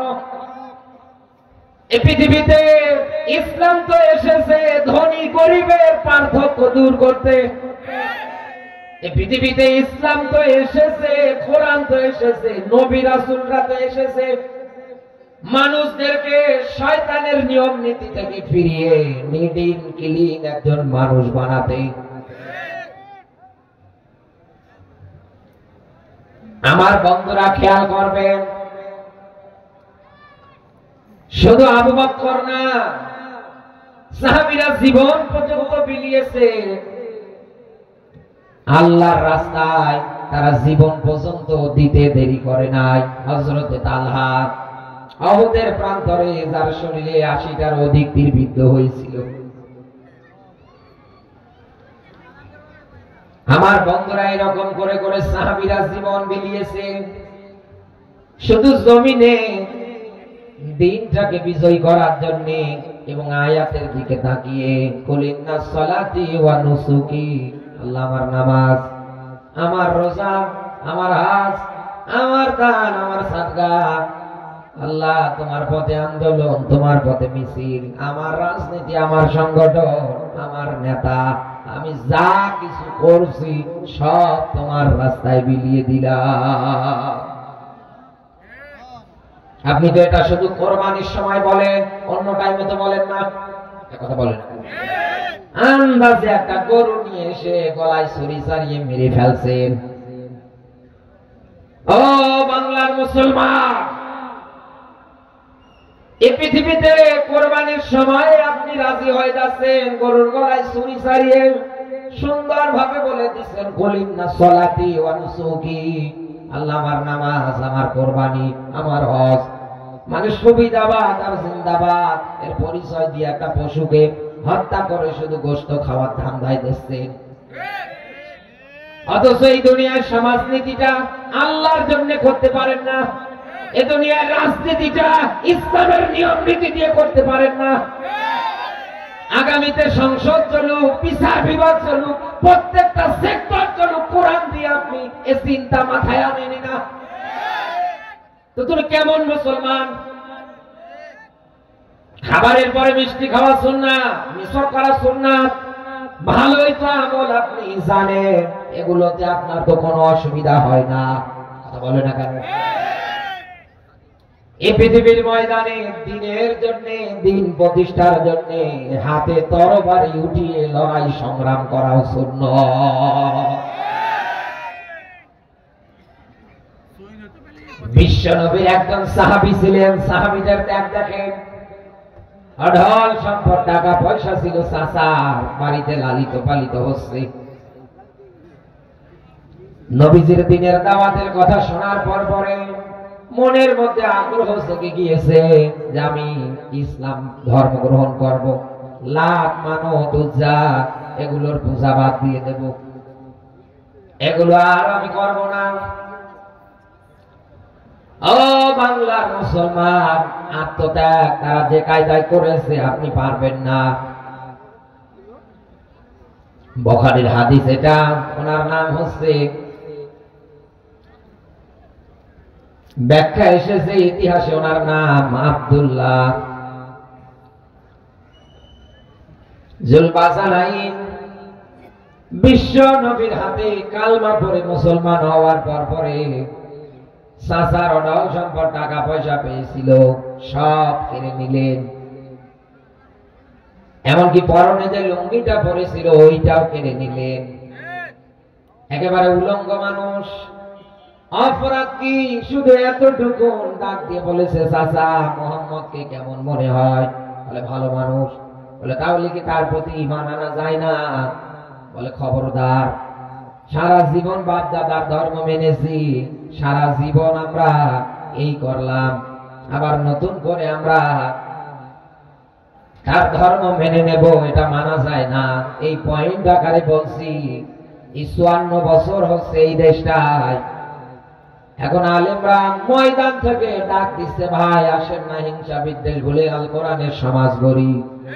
ভাই আসেন না আমরা দিনের রাস্তার জন্য সবাই এক হয়ে যাই। এদেশের কত মানুষের বক্তৃতা, আমরা এতদিন এই দল করলাম ওই দল করলাম, আমরা এখন পারবো না। তো আপনি আর আব্দুল্লাহ জুলবাসানাইনের চাচা তো একই কথা। একটাও তো জান্নাতের গন্ধ পর্যন্ত পাবে না। ভাতিজার মুখে শুনলে বললেন কেমন মানুষ? বলে ভালো মানুষ। তো আপনিও তো জানেন এই দেশটা কোরআন দিয়ে চললে ভালো হবে। এদেশে মাসলুম মানুষগুলো তাদের অধিকার ফিরে পাবে। এদেশে চুরি বন্ধ হবে, ডাকাতি বন্ধ হবে, চিন্তাই রাজধানী টেন্ডারবাজি মদ জুয়া হাউসি বন্ধ হবে। এদেশে কোন দলের অনুষ্ঠানে গিয়ে উল্টা পাল্টা পোশাক পরে ড্যান্স দিতে পারবে না। আপনি তো ভালো করে জানেন কোন অশ্লীল নৃত্য হবে না। আপনি তো জানেন যে এগুলো ভালো, এগুলো তার খারাপ কাজ না। শুধু মানতে পারছেন না এতটুকু নেই যে এতদিন এই করলাম, আবার নতুন করে আমরা এই করব, দরকার নেই আমাদের। ও বন্ধু, আমি আপনাকে বলছি শেষ পর্যন্ত উলঙ্গ অবস্থায়, পরনে কোনো কাপড় নেই, মায়ের কাছে চলে গিয়েছে, ডাক দিয়ে বলছে আম্মা। যুবক ছেলেকে দেখা মাত্র 2 হাত দিয়ে চোখ টিপে ধরিস। ডাক দিয়ে বলেছে বাবা তোমার এই অবস্থা কেন? বলে মা শুধু ঈমান এনেছি, লাখ মানুষের মুখে লাঠি মেরে বাপ দাদার ধর্ম ত্যাগ করে মুহাম্মদের কালমা পড়েছি, তাই আমাকে কয়েক টুকরো কাপড় দাও, অন্তত লজ্জাস্থানটা ঢেকে ফেলি, আবরণ করে ফেলি, নতুবা এই অবস্থায় তো আমি যেতে পারবো না। মা তাকে কাপড় দিলে, কয়েক টুকরো লজ্জাস্থান আবরণ করলেন, এর বাকি অংশটুকুন গায়ে জড়িয়ে চলে গেলেন নবীজির কাছে। উস্কো খুস্কো ক্ষুধার্ত একটা চেহারা নিয়ে মসজিদে নববীর দেয়ালে হেলান দিয়ে বসে আছে। নবীজি ডাক দিয়ে বলছেন তোমার নাম না আব্দুল উজ্জা? বলে হ্যাঁ হুজুর। তোমার এই অবস্থা কেন? বলতে হুজুর ঈমান আনার কারণে বাড়ি গাড়ি টাকা পয়সা এমনকি পরনের লুঙ্গিটা পর্যন্ত আমারে দেয় নাই। মানুষ যেভাবে ঈমান এনেছে ওইভাবে আনো। দেখেন ভাই, আপনি ঈমানের ঘোষণা দেওয়ার পরে আজ আপনার জন্য মুরগির রস রান্না হয়, আপনার জন্য বিরিয়ানি হয়, আপনার জন্য প্যাকেটে টাকা গচ্ছিত হয়। কথা বলে না কেন? এখন ঈমান আনতে গিয়ে এ জমিনে বাপ-দাদার ধর্ম লাথি মেরে কোরআনের আইন বাস্তবায়নের জন্য যখন এগিয়ে আসে তখন পরনের লুঙ্গিটা পর্যন্ত পায় না। কয়েকদিন না খেয়ে থেকে মসজিদে নববীর দেয়ালে পিঠটা হেলান দিয়ে বসে আছে। তাদের জীবন জিন্দেগি কি আর আপনার কি? সাইয়্যিদ কুতুব এই জন্যই তো আফসোস করে বলেছিলেন, এই যে কালেমা, এই কালেমার ব্যাখ্যা বললে তুমি কি পাও? বলে আমি তো হাদিয়া তওবা টাকা পয়সা পাই। তাহলে আমাকে এখন কালেমার তালকিন দিতে এসেছো, নিশ্চয়ই তোমার কোনো বেতন আছে, তুমি তো বেতন ভুক্ত। বলে হ্যাঁ। বলে আমার কাজ এটা, উনি আফসোস করে ডাক দিয়ে বলেছিলেন যে কালেমার কেউ তালকিন দিয়ে হাদিয়া তাওবা টাকা পয়সা কারো বেতন ভাতা বেড়ে যায়, আর একই কালেমার আইনগুলো বাস্তবায়ন করতে গিয়ে কাউকে ফাঁসি দড়িতে ঝুলতে হয়। ও বাংলার মুসলমান, আপনি আমার একটা কথাও তো অস্বীকার করার মতো অপশনে নেই, আপনি পারবেন না। বিশ্ব নবী আমার সাহাবে সুফার মধ্যে থাকতে দিলেন তাকে। সাহাবীদেরকে ডাক দিয়ে বলেন, আব্দুল্লাহ জুল বাজানাইন তথা আব্দুল উজ্জাকে কোরআন শিক্ষা দাও। এত জোরে জোরে কোরআন কারীম তিলাওয়াত করে, সাহাবীরা এসে নালিশ করে, ইয়া রাসূলুল্লাহ, ইয়া হাবিবাল্লাহ, আপনার এই সাহাবী এত জোরে জোরে কোরআন পড়ে আমাদের ডিস্টার্ব হয়। নবীজি ডাক দিয়ে বলছে, তোমরা আমার আব্দুল উজ্জার ব্যাপারে কোন কায়দায় নালিশ আনবা না। যত মন চায় তত চিল্লিয়ে চিল্লিয়ে কোরআন পড়ুক, অসুবিধা নেই। তার ইমানটা বড় দামি ইমান, ইমান আনতে গিয়ে পরনের লুঙ্গিটা পর্যন্ত আনতে পারে না। তাবুকের প্রান্তরে যুদ্ধ হবে, বিশ্ব নবী মুহাম্মদুর রাসূলুল্লাহ সাল্লাল্লাহু আলাইহি ওয়াসাল্লাম সাহাবীদেরকে রেডি করছে, জিহাদে নিয়ে যাবে। আব্দুল উজ্জা গিয়ে ডাক দিয়ে বলছে, হুজুর আপনি আমার জন্য একটু দোয়া করেন, যেন আমি আল্লাহর রাস্তায় নিজের জীবনটা উৎসর্গ করতে পারি, মরণের পরে যেন শহীদদের কাতারে দাঁড়াতে পারি। নবীজি ডাক দিয়ে বললেন, মালিক এই যে আব্দুল উজ্জা আব্দুল্লাহ জুল বাজানাই, তার শরীরের রক্তগুলো আমি কাফের বেঈমানদের জন্য হারাম করে দিলাম। ডাক দিয়ে বললেন, হুজুর আমি চাইলাম শহীদ হব, আর আপনি আমার জন্য এই দোয়া করলেন। বিশ্ব নবী ডাক দিয়ে বললেন, উজ্জা জ্বর হয়েও যদি মারা যাও, আল্লাহ তোমাকে শাহাদাতের মরণ দেবে। যে কোনো অসুস্থতার হালতেই তুমি যদি মরে যাও, অন্তরে শাহাদাতের তামান্না আছে তোমার, আল্লাহ তোমাকে শাহাদাতেরই মরণ দিয়ে বরণ করে নেবে।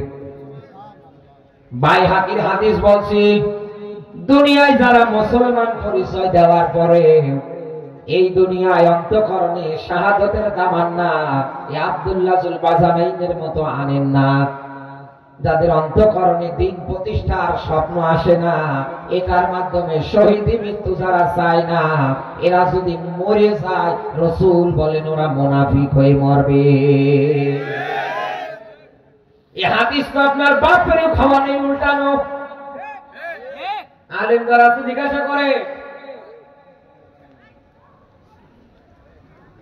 বিশ্ব নবী আমার এই দোয়া করার পর পরে এই আব্দুল্লাহ জুল বাজানাইন প্রচন্ড জ্বরে আক্রান্ত হয়ে মারা গেলেন। নবীজির কাছে খবর গেলে বিশ্ব নবী ডাক দিয়ে বললেন, জানাজা রেডি করে নাও। কবর খনন করা হলো, সাহাবীরা কাঁধে করে আব্দুল্লাহ জুল বাজানাইনের লাশ নিয়ে আসতেছে। হযরত আবু বকর, হযরত ওমর, হযরত আলী নিয়ে আসতেছেন কাঁধে করে করে লাশ। নিচ থেকে একজন বলছে, তোমাদের ভাইয়ের সঙ্গে বেয়াদবি করো না, তোমাদের ভাইকে যত যত সম্মান দিয়ে নিয়ে আসো।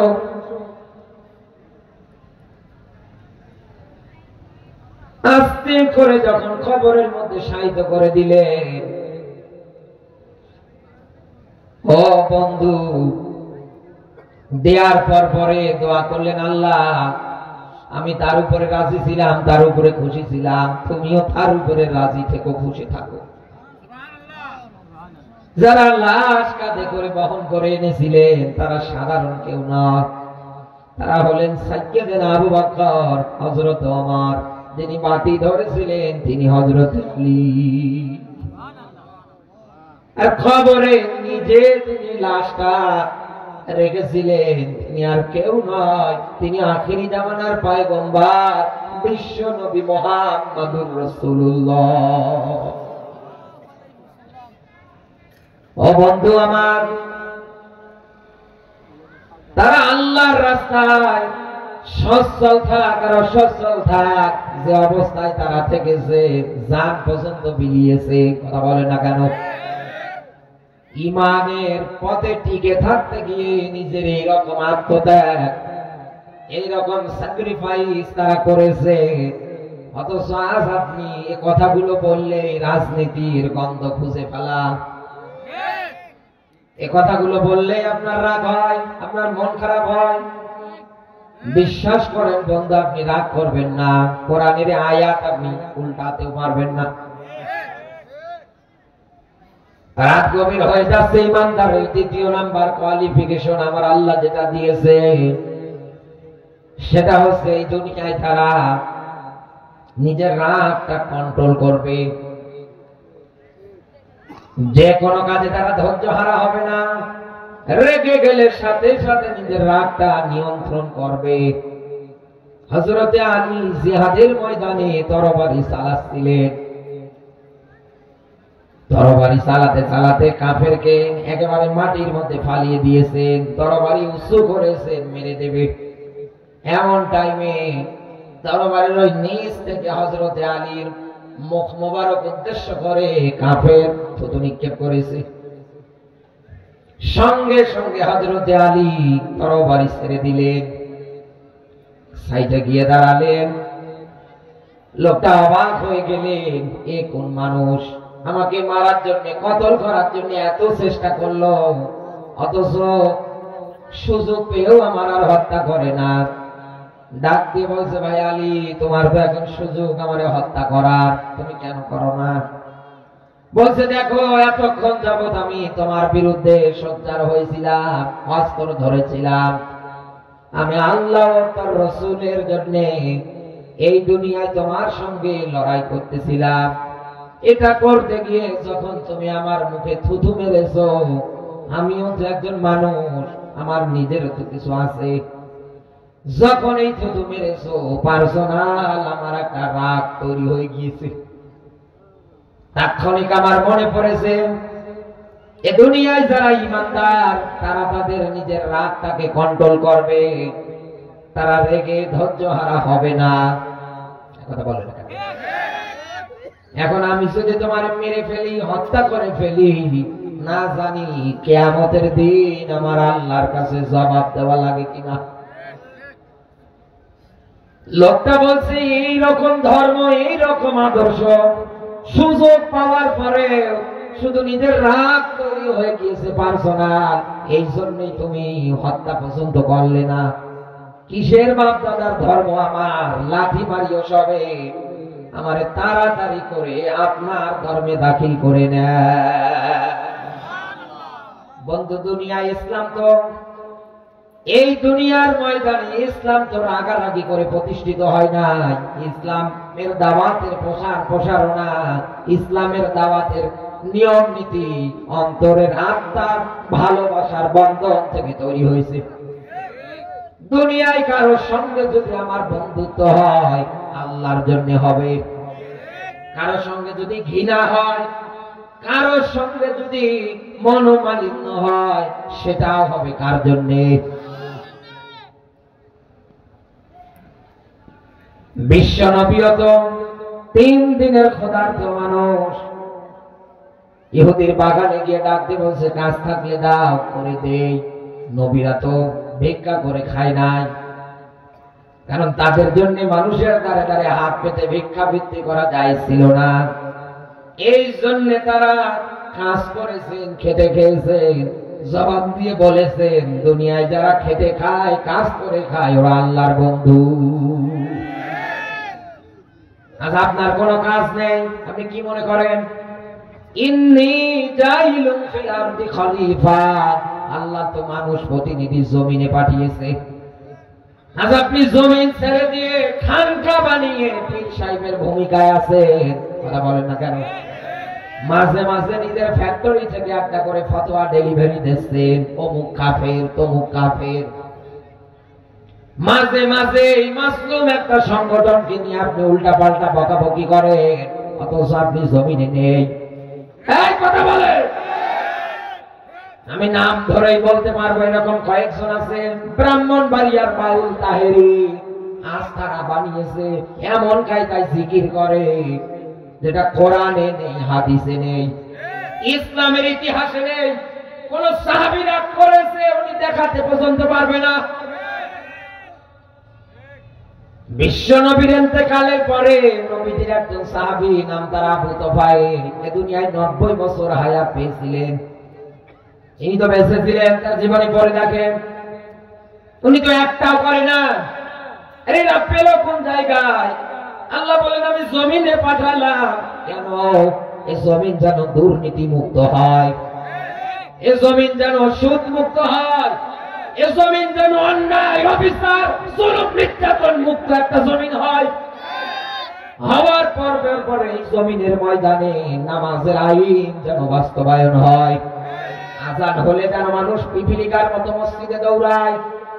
রমজান আসলে মানুষ যেন রোজা রাখা শুরু করে দেয়। কথা বলে না কেন?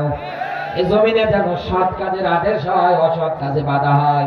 এই জন্য তো আল্লাহ বলেন ইমানদারেরা রাষ্ট্রীয় ক্ষমতায় যদি আসে ওরা আইন পাশ করবে। এক নম্বরে আকামুস সালাত, নামাজের আইন, যাকাতের আইন, সৎ কাজের আদেশ আর অসৎ কাজে বাধা। আজ দেশে একটা মাসলুম সংগঠন এই আইনগুলো হাতে নিয়ে স্বপ্ন দেখছে, আর আপনি ওই জায়গায় হিংসা করে উল্টা পাল্টা এখন জাতিকে বোঝাচ্ছেন। এই যে আর একজন আছে আব্দুর রহিম আল মাদানি, জালেম স্বৈরাচারদের লুঙ্গির নিচে থাকা লোক, একেবারে পাঁচাটা দালালেরা ইহুদি খ্রিস্টানদের সঙ্গে এদের গলা ধরা মিল। একথা বলে না কেন? আর বাস্তব দৃষ্টান্ত ফেসবুক খুললেই দেখা যায়। বিগত সময়গুলোতে আপনি কোন পথের পথিক ছিলেন? আপনি তো আলেম না, এই জমিনে আপনি আলেম নামে জালেম। কারণ যেটা আলেম ও কোনদিন এই জমিনে দিন কায়েমের বিপক্ষে বক্তৃতা দিতে পারে না।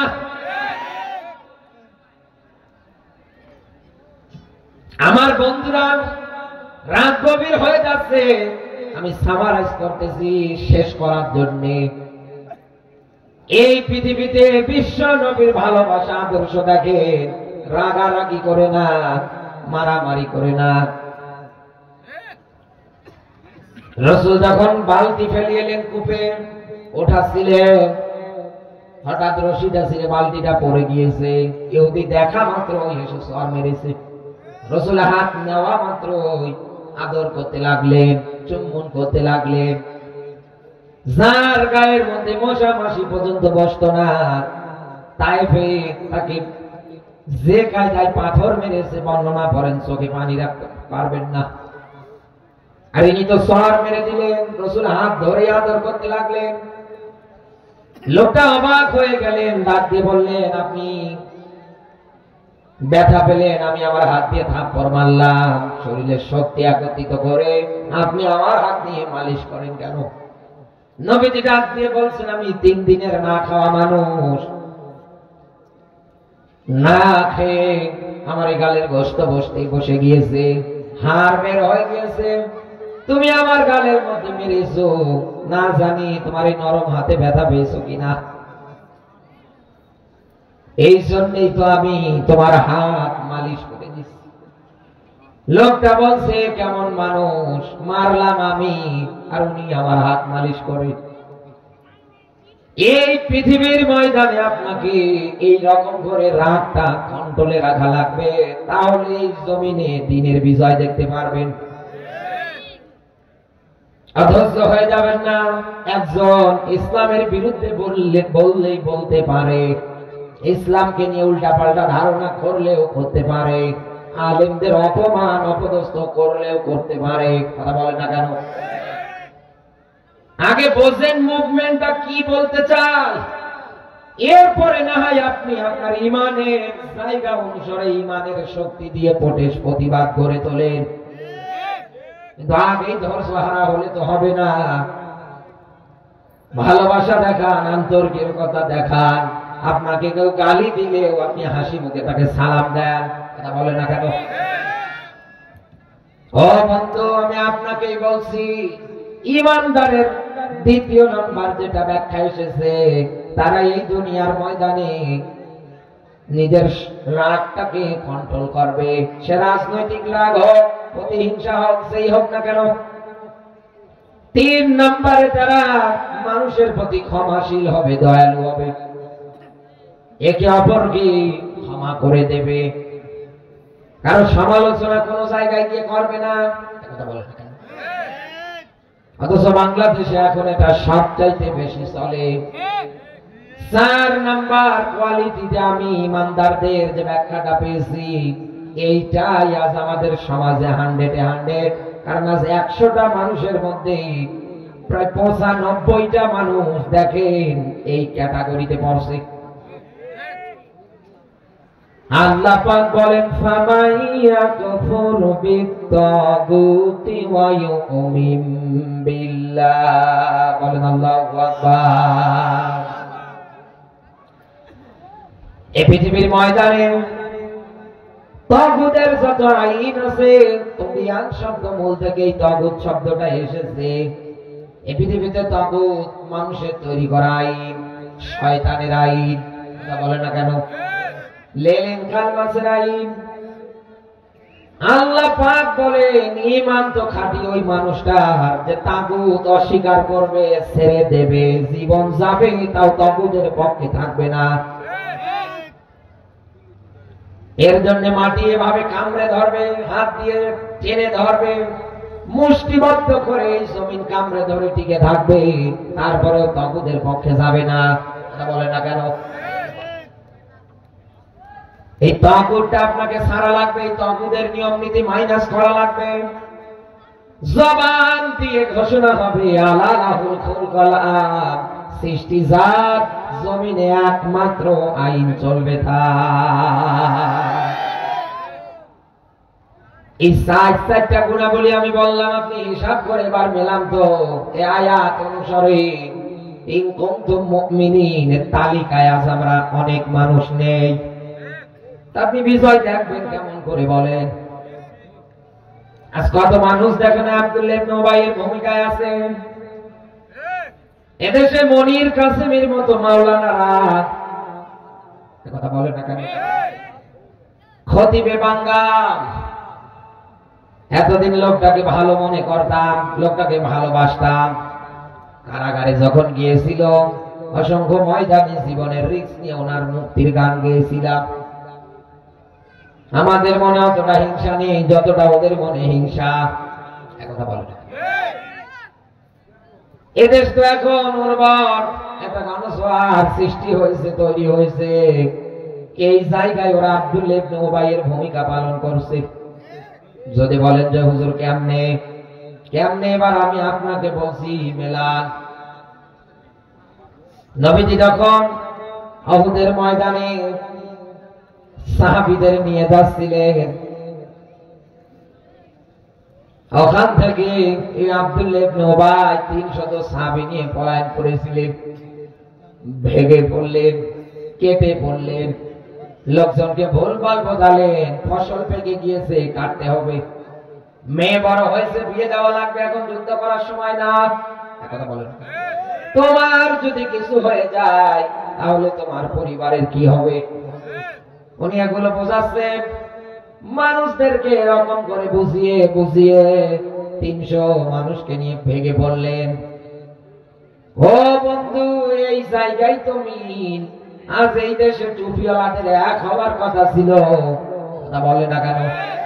ইসলাম পন্থীরা এক হবে, কারণ টুপিওয়ালা জাহিদ ভাই, মনে কোনো হিংসা বিদ্বেষ থাকবে না। কে কওমিকে আলিয়াকে, জামাতকে, চরমনাইকে, হেফাজতকে, তালপাটিকে, নারিকেল পাটি বাঁধেন, অন্তত টুপিওয়ালারা তো আগে এক হওয়ার কথা ছিল। আর সেই জায়গায় দেখেন 5ই আগস্টের পরে ঐক্যতাই না এসে এনারা এই দেশে আরো দিন কায়েমের বিরুদ্ধে সবচাইতে বেশি কথা বলছে। আব্দুল্লাহ ইবনে উবাই যেমন মানুষদেরকে বিভ্রান্ত করেছে, এরাও তো এই একটা কোরআনের আইন কায়েমের সময় এসে মানুষদের ভুলভাল বোঝাচ্ছে। এই করবেন না, ওই করবেন না। আপনার পাঁচ আর কয়দিন আর পাঁচ আটবেন? কোন জায়গায় তো নমিনেশন পর্যন্ত পেলেন না। মানুষের কাছে কালার হয়ে গেলেন। মানুষ এখন বুঝে ফেলেছে তলে তলে আপনাদের পেটে পেটে কি বুদ্ধি ছিল। আজ দেশে যারাই আপনাদের নাম শুনে তারাই আজকে আবু জাহেলের মতো আপনাদের ঘৃণা করে। আব্দুল্লাহ ইবনে উবাইকে যেমন মানুষ ঘৃণা করে, আপনাকে ওই রকমই ঘৃণা করছে। কারণ আপনারাও তা। কোথায় মানুষদেরকে বোঝাবেন তা না, আপনারা ওই জায়গায় এসে কেরোসিন তেল ঢালেন। মানুষদেরকে কোরআনের পথে উদ্বুদ্ধ করবেন তা না, আর ওই জায়গায় আপনি উল্টাপাল্টা করেন। এই যে আজকের নিউজ বলছি, ডক্টর মিজানুর রহমান আজহারী ভাই গত সিজনে তো 8টা বিভাগে মাহফিলের আয়োজনে অ্যাটেন্ড হয়েছিলেন, লক্ষ লক্ষ লোক জমায়েত হয়েছিল। উনি ওনার ফেসবুক পেজে আপলোড দিয়েছেন একটা লেখা, একটা বিবৃতি, যে সিজনে বিভাগীয় যত প্রোগ্রাম নেওয়া ছিল সব স্থগিত করা হলো। এটাকে কেউ ভালো চোখে দেখছে, আবার কেউ একটু ব্যাখ্যা বিশ্লেষণ করেছে। আমি আজহারী ভাইয়ের এই জায়গায় বদনাম করছি, বিষয়টা এমন না। এটা সাধারণ জনতা মানুষ যারা আছে তাদের মনের মধ্যে একটা প্রশ্ন জেগেছে। ওনার এই বিবৃতিটা উল্লেখ করে দেখার পর পরে মানুষ একটু মর্মাহতই হয়ে গিয়েছে, কেউ কেউ আবার কেউ কেউ ধন্যবাদও জানিয়েছে। ওনার বিবৃতিতে ছিল এরকম যে আসন্ন সামনে অন্তর্বর্তীকালীন সরকার নির্বাচন দেবে ফেব্রুয়ারিতে। নির্বাচন কেন্দ্রিক সময়ে প্রশাসনেরা এমনি তো বিভিন্ন দিক দিয়ে পেরেশানিতে থাকবে। আমার প্রোগ্রাম হবে, লক্ষ লক্ষ মানুষ এসে জমায়েত হবে, আবার তো নতুন করে ভেজাল বাঁচবে। এই রকম একটা বিবৃতি উনি দিয়েছেন। এইটা পড়ার পর পরে মানুষ দেখার পর পরে কেউ বলছে আপনার সিদ্ধান্ত সঠিক, কেউ বলছেন যে না, আপনি এই বিষয়টা এরকম করে নাও বলতে পারতেন। যাদের সঙ্গে আপনার মাহফিলের বিষয়ে কথা হয়েছিল শুধু তাদেরকে ফোন করে বলে দিলে হতো। কারণ এই দুনিয়ায় তারা দেখেছে 144 ধারার ব্যারিকেড ভেঙে কোরআনের পাখি আল্লামার নাহমাদুহু মুসাল্লি আলার কণ্ঠ শুনেছে। স্টেজে উঠতে দেবে না চট্টগ্রামে 44 ধারার ব্যারিকেড ভেঙে উনি জাতির মাঝে দিন কায়েমের গুরুত্ব বুঝিয়েছে। এই কথা বলেন। যুবকদেরকে উনি ইসলামের পথে উদ্বুদ্ধ করেছে যে এটাই সময়, ইসলামের অবদান সবচাইতে তোমাদের বেশি। তোমরা যদি হাতে হাত রেখে এগিয়ে আসতে পারো, আগামীতে ইসলামের বিজয় হবে। যে নেতারা তোমাদেরকে আজকে ব্যবহার করছে শুধু নিজের স্বার্থ সিদ্ধি হাসিলের জন্য, অথচ এই যৌবনকাল যদি ইসলামের পক্ষে কাজে লাগাতে পারো, কিয়ামতের ময়দানে আমার আল্লাহ আরশের নিচে তোমার থাকার জায়গা করে দেবে। দরকার ছিল আজহারী ভাইয়ের এই প্রোগ্রামগুলো অ্যাটেন্ড করা। কথা বলেন, কারণ এখন এই তো সময় মানুষদেরকে কোরআন হাদিস বুঝিয়ে ইসলামের পথে আনা। মানুষ যদি বুঝতো কোরআন হাদিসের বাস্তব ব্যাখ্যা, এদেশে কোন জালেম কোনদিন লাফালাফি করতে পারত না। ও বাংলার মুসলমান, মুনাফিকদের চরিত্র এরকম, তারা মানুষদেরকে ভুল ভাল বোঝাবে, মানুষদেরকে দ্বীনের পথ থেকে দূরে রাখার জন্য ওরা হাজারো চেষ্টা চালাবে। ওরা কি দ্বীনের দাওয়াত বন্ধ করতে পারবে? বিজয় কি বন্ধ করতে পারবে? আল্লাহ পাক বলেন আল্লাহু মুতিম্মু নূরিহি ওয়ালাউ কারিহাল কাফিরুন।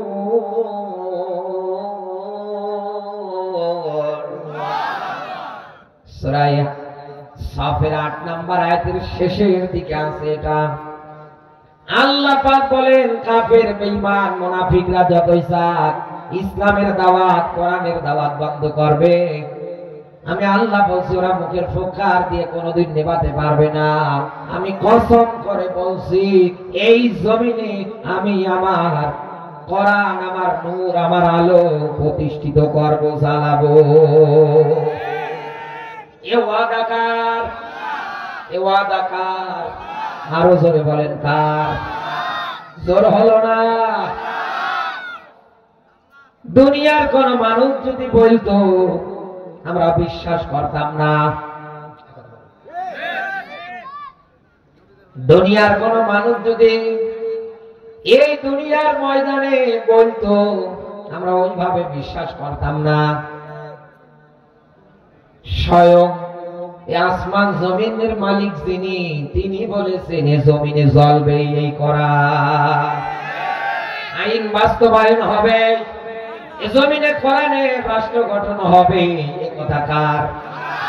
একজনকে বিদায় করবে আল্লাহ, আরো 100টা তৈরি করবে। একটা আম গাছের ডাল কাটবেন, 7 দিন 2 সপ্তাহ পর দেখতে যাবেন ওই জায়গা থেকে হাজারো ডাল আগাছা বের হচ্ছে। আপনি একজন কোরআনের পথিককে বিদায় করবেন, এই জমিনে হাজারো কোরআন পথিওয়ালা মানুষগুলো তৈরি হয়ে যাবে। আমার আল্লাহ পাক যেন আমাদেরকে এই আয়াতটার উপরে আমল করার তৌফিক দান করে, বলেন আমিন। নবীদের প্রতি দরদ, মানবতার মুক্তির মডেল, মানবতার মহান আদর্শ, মানবতার শিক্ষক নবী করিম শিরোমণি মুহাম্মদুর রাসূলুল্লাহ সাল্লাল্লাহু আলাইহি ওয়াসাল্লাম। জবান ছেড়ে কোরআনের আয়াত আমার সঙ্গে পড়েন। আউযু বিল্লাহি মিনাশ শাইতানির রাজিম। বিসমিল্লাহির রাহমানির রাহিম।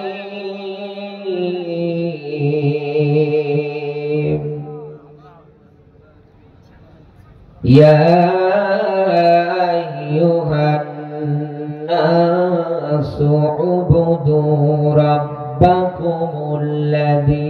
খালাকাকুম ওয়াল্লাযীনা মিন ক্বাবলিকুম লাআল্লাকুম তাত্তাকুন।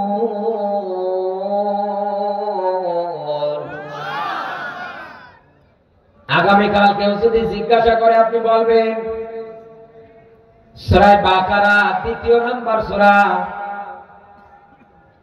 1 নম্বর পারার 3 নম্বর রুকুর 21 নম্বর আয়াতে কারিমা থেকে 3 নম্বর রুকুর 21 নম্বর আয়াতে কারিমা থেকে আমরা একটা মাত্র আয়াত পড়েছি। এখানে ব্যাখ্যা আছে। আর কয়েকটা মিনিট আপনারা শুধু আমাকে সময় দেন, আপনার ভুল ধারণা ভেঙে যাবে।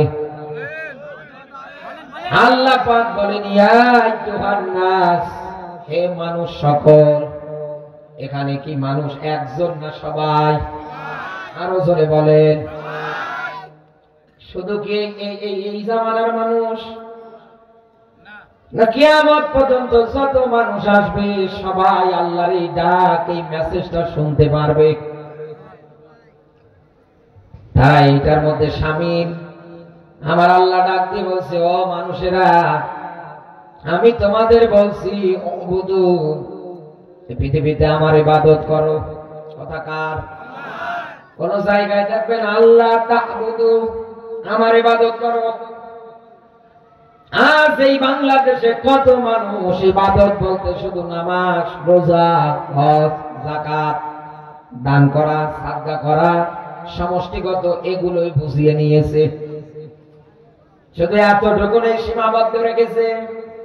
ওনার কাছে এই বিষয়গুলো বললে উনি কান্নাকাটি করে, ওনার কাছে ভালো লাগে।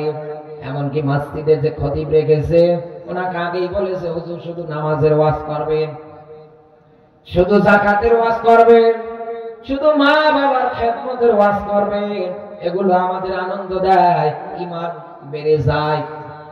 দেখেন না মুসল্লিরা আজানের আগে এসে বসে থাকে আপনার এই কথা শোনার জন্য। মানুষ আপনাকে কত ভালোবাসে, কথা বলেন। কি সুন্দর বক্তৃতা দিয়ে ভুলভাল বুঝিয়ে ওনাকে ওই জায়গায় শুধু এতটুকুনের মধ্যে সীমাবদ্ধ রেখে দিয়েছে। অথচ একটা দিনও বলতে দেয় না যে এই দুনিয়ার ময়দানে অন্তত নামাজ পড়তে 5 ওয়াক্ত নামাজ পড়তে সর্বোচ্চ সময় লাগে 1 ঘন্টা। কথা বলেন, একেবারে সর্বোচ্চ ধরলাম সাপোজ এক্সাম্পল দিয়ে। রোজা করতে সময় লাগে প্রায় 1 মাস, যাকাত দিতে সময় লাগে একটা মৌসুম, একটা সিজনের সময়ে। তাও একেবারে বেশি দিন ধরে না। অ্যাবিলিটি আপনার আছে, পরিবারের ভরণ পোষণ দেওয়ার পরে আপনার অবশিষ্ট গোষ্ঠী তো টাকা থেকে যাচ্ছে, আল্লাহ বলেন ওখান থেকে দিয়ে দাও। ও বন্ধু, আপনি হিসাব করে পেলাম যে নামাজ আদায় করার জন্য গিয়েছেন, ইমামকে বুঝিয়ে বুঝিয়ে বলেছেন যে শুধু নামাজের ওয়াজ করবেন। আপনার নামাজ পড়তে এরকম দিনে সর্বোচ্চ 24 ঘন্টার মধ্যে মাত্র 1 ঘন্টা ব্যয় হয়, বাকি 23 ঘন্টা আপনি কি করবেন? আপনাকে তো এই দুনিয়ায় রব সৃষ্টি করেছেন তার ইবাদতের জন্য, কথা বলেন না। তো শুধু কি এই 1 ঘন্টা? 24টা ঘন্টায় আপনাকে এই দুনিয়ার ময়দানে ইবাদত করা লাগবে। এই জন্যই তো সূরা জুমারের আলোচনায় আমার আল্লাহ ব্যাখ্যা দিয়েছি, মসজিদে আযান হওয়ার পরই তোমরা নামাজের দিকে ধাবিত হবে। যখন এই নামাজ সমাপ্ত হয়ে যাবে, ফান্তাশিরু ফিল আরদ, এই জমিনে তোমরা ছড়িয়ে পড়বে। কেন? আবতাগু মিন ফাদলিল্লাহ, এই জমিনে তোমরা হালাল রিজিক অন্বেষণ করো, তালাশ করো। ইবাদত কবুলের মূল মাধ্যম হাতিয়ার হালালান তাইয়্যিবা। আল্লাহ বলেন আগে হালাল খা। এই বাংলাদেশে কত নেতাদের পর্যন্ত দেখি গরিব দুঃখী গ্রামের টাকা মেরে উনি রমজান মাসে 12 রকম আইটেম নিয়ে ইফতারি করছে। এই বাংলাদেশে কত চোর বাটপারদের দেখি জনগণের নামে হাজারো বাজেট, রাস্তার বাজেট, গরিব দুঃখীদের বাজেট,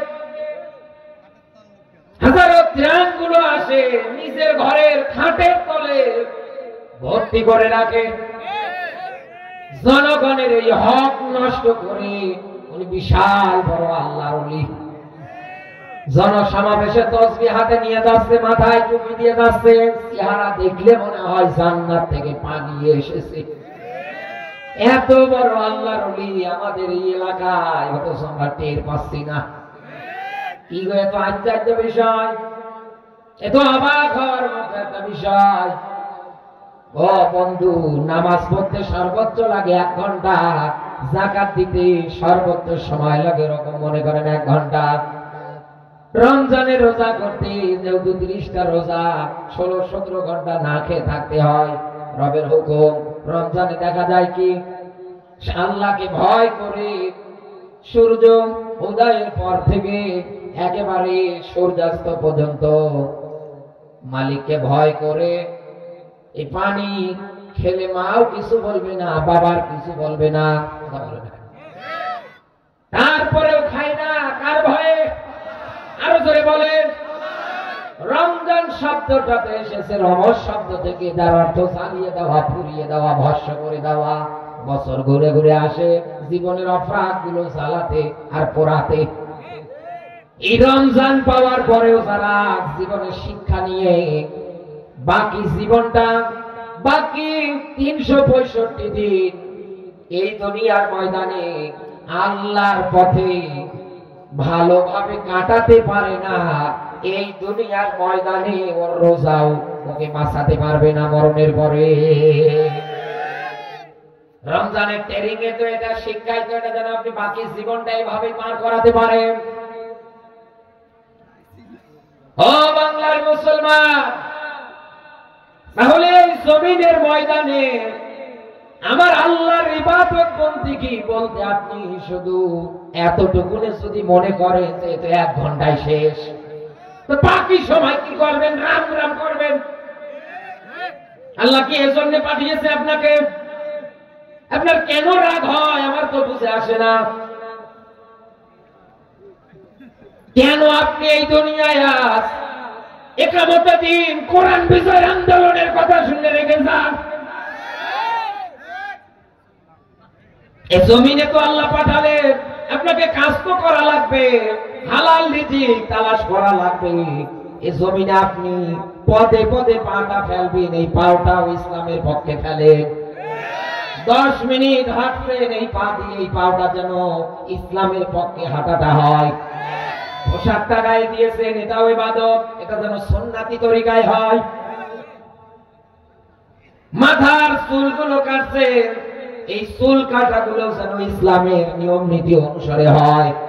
এই মুখ দিয়ে কথা বলছি, এই কথাগুলো যেন ইসলামের নিয়ম নীতি অনুসারে হয়। বিয়ে শাদীতে যুক্ত হচ্ছেন, ওটাও যেন ইসলামের নিয়ম নীতি দিয়ে হয়। এই রকম করে করে বাকি 23 ঘন্টা আপনাকে এই জমিনের ময়দানে পার করা লাগবে। তাহলে আপনি যে এতটুকুনে সীমাবদ্ধ নিয়েছেন, আপনি কি? আল্লাহ বলেন, বান্দা আমি তোকে বানিয়েছি এই জন্য না তুই শুধু এতটুকুনে থাকবি না, জীবনের সর্বক্ষেত্রে সর্ব অবস্থায় ইবাদত হবে কার? আওয়াজ করে বলেন কার? এখন ইবাদত বলতে এখনো যদি আপনি মনে করেন যে নামাজ রোজা আর কোরআনের আন্দোলন করা হারাম, তাহলে আমার কিছু করার নেই। মুনাফিকদের বক্তৃতা শুনে যদি আপনি এইটা মনে করেন আমার কিছু করার নেই, মরণের পরে ও ধরা খাবে, আপনিও ধরা খাবেন। এই আয়াতটাকে 3 ভাগে ভাগ করেন। 1 নাম্বার পয়েন্টে আমরা আল্লাহর ইবাদত করব একেবারে পরিপূর্ণভাবে। 2 নাম্বারে আমাদের মনের মধ্যে প্রশ্ন আসতে পারে কেন ইবাদত করব তার। এবার আমার আল্লাহ জবাব দিচ্ছেন, রব্বাকুমুল্লাযী খলাকাকুম, কারণ আমাদেরকে তিনি সৃষ্টি করেছেন। আমাদের সৃষ্টিকর্তা কর্তাকে আরো ধরে বলেন, এ হাত বানিয়েছে কে? এ চোখ বানিয়েছে কে? এ জবান বানিয়েছে কে? একটা মানুষকে আমার আল্লাহ রাব্বুল আলামিন এত সুন্দর করে বানিয়েছে। মানুষদেরকে আমার আল্লাহ যে কায়দায় বানিয়েছে, পৃথিবীর অন্য কোন সৃষ্টিকে তো এত সুন্দর করে বানায় নাই। ও বন্ধু, আপনি নিজ হাত দিয়ে একটা যে কোনো গাড়ি তৈরি করেন, বানিয়ে ফেলেন, রাস্তায় যেভাবে নিতে যাবেন ওইভাবে যদি না চলে, আপনি পরের দিন এই গাড়িটা ভেঙে চুরমার করবেন। আপনি পরের দিনে এটা রাখবেন না, ট্রান্সফার করে বিক্রি করবেন। কত মানুষ দেখেন গাড়ির ব্যবসা করে, পুরাতন গাড়ি নাই, চকচক করে নতুন করে। কথা বলে না কেন? এটা দিয়ে ওনার রুজি রুটি জোগাড় হচ্ছে। জমিতে ধান লাগাচ্ছি, যদি 1 মৌসুম কম হয়, পরের মৌসুম আর ওই 28 ধান লাগাচ্ছে না, তখন উনি আপডেট খুঁজতেছে। নিজের হাতে বপন করা ধান যদি বেশি না হয়, আপনি যদি পরের বছরে আপডেট খোঁজেন, একটা গাড়ি আপনি তৈরি করার পরে ইচ্ছা মতো আপনার যদি না চলে, আপনি যদি এটা ট্রান্সফার করে বিক্রি করে দেন, এই যে মাথা থেকে শুরু করে পায়ের আঙ্গুল পর্যন্ত যিনি বানিয়েছেন এত নিখুঁত ভাবে, এত চমৎকার করে, এত সুন্দর করে, তো উনি যদি চান যে এখন এই তোর নিঃশ্বাস বন্ধ করব, পৃথিবীর কোন বাপ আছে আপনার আটকাবে বলেন? মস্তানি দেখেন আপনি। বাপের এক ছোট নাপাক বীর্য থেকে আমার আল্লাহ আমাদের বানিয়েছে। কথা বলেন না কেন? মায়ের পেটের মধ্যে তিলে তিলে বড় করেছেন। কোথায় ছিল আপনার লেলিন আর কালমাস? ওই সময় তো আপনি জানতেন না, ওই একদিনও তো খাবার নিয়ে গেল না। আপনার মায়ের পেটে যখন আপনি ছিলেন, আর যার আদর্শে রাজনীতি করেন, এই দল তো গেল না। ওই সময় পেটে থাকতে আপনি যে আমাদের লিডার আসবে, এই চা কফিটা আপনি খান। তো কে খাওয়িয়েছে? আরো জোরে বলেন। মায়ের মাসিক পিরিয়ড অসুখ বন্ধ করে নাভির মাধ্যমে আমার আল্লাহ তোমারে খাইয়েছে। তিলে তিলে ওই জায়গায় আমার আল্লাহ বড় করেছে। 3টা পর্দার ভিতরে আমার আল্লাহ তোমাকে রেখেছিল একেবারে সুরক্ষিত সংরক্ষিত ভাবে। আল্লাহ যদি চাইতেন বানানোর সময় ওর চোখ একটা কানা করে দে, এই দুনিয়ায় আসার পরে কি মিছিল মিটিং করে চোখ ঠিক করতে পারতেন? আল্লাহ যদি বলতেন ফেরেশতার ওর হাত একটা দিবি না, ওর পা দিবি না, ওর সব কিছু সুন্দর দিবি, কিন্তু জবান দিয়ে কথা বলতে পারবে না। আল্লাহ যদি এইরকম বোবা করে কানা করে ল্যাংলা করে লুলো করে দুনিয়ায় আনতেন, কি করতে পারতেন বলেন আমাকে? আজ আপনি অহংকার করেন, আজ আপনি মশান দেখান, আজ গিয়ার দেখান, বলেন তো কি করতে পারতেন আপনি? কেউ তো ছিল না ওই সময়। আমার আল্লাহ আপনাকে ওই জায়গায় তিলে তিলে খাইয়ে খাইয়ে বড় করলেন। দুনিয়ার ময়দানে আমার আল্লাহ নিয়ে আসলেন। আপনি তো ছোট মানুষ, দুনিয়ায় আসার পরে আপনি একবারে তো আর শক্ত জাতীয় কোনো খাবার খেতে পারবেন না। আপনার তো ওই রকম হজম শক্তি হবে না। আপনাকে যদি হওয়ার পর পরে শক্ত জাতীয় কোনো খাবার দেয়, গলায় আটকে মরে যাবেন। আপনি শক্ত জাতীয় ওইভাবে কোনো খাবার খেতে পারবেন না। জন্যে আমার আল্লাহ আপনার আসার আগে মায়ের বডির মধ্যে দুধ দিয়ে পরিপূর্ণ করে দিয়েছি। খাওয়াচ্ছেন কে বলেন তো? আরো জোরে বলেন। আপনি পেটে থাকতেও যিনি খাইয়েছে, তোমার নেতার খবর ছিল না, তোমার দলের খবর ছিল না, ছিল আল্লাহ। দুনিয়ায় আসার পরে মায়ের কোলে প্রায় 6 মাস বয়স পর্যন্ত একবারে মায়ের দুধ আমার আল্লাহ রেডি করে রাখলেন। আরে পৃথিবীতে যে মা সন্তানকে যত বেশি দুধ পান করাবে, অন্তত এই বুকের দুধ, ওই বাচ্চার তত রোগ ব্যাধি কম হবে। কারণ দুধ একটা আদর্শ খাবার। বিজ্ঞান জানিয়েছে milk is an ideal food. দুধ হচ্ছে আদর্শ একটা খাবার। কেমন আদর্শ খাবার দেখেন, আমি যদি একটা বিস্কিট খেয়ে ফেলি, এই বিস্কিটের মধ্যে আমি পানির উপাদান তরল বলতে যেটা, এটা আমি পাবো না। পাবো নাকি? আরো জোরে বলুন। বিস্কিট খাওয়ার পরে আমার পানির পিপাসা আসবে, ভাত খাওয়ার পরে পানির পিপাসা আসবে, মাংস খাওয়ার পরে আমার পানির পিপাসা আসবে। এরকম যত খাবার আছে খাওয়ার পরে আমার এরকম পানির পিপাসা আসবে। এই পৃথিবীতে দুধ এমন একটা খাবার যেটা খেলে পরে আমার আল্লাহ বলে যত প্রকার প্রোটিন সব তো পাবি, সাথে সাথে আমি আল্লাহ পানির উপাদানও এর মধ্যে বিদ্যমান দিয়েছি। মা যারা আছেন আমি বলছি, সন্তানকে কানো আনো এসব খাওয়াবেন না, এত পশুর দুধ। এই পশুর দুধ খাওয়ানোর কারণে আপনার সন্তান বড় হচ্ছে তো পশুর মতো ব্যবহার শিখছে।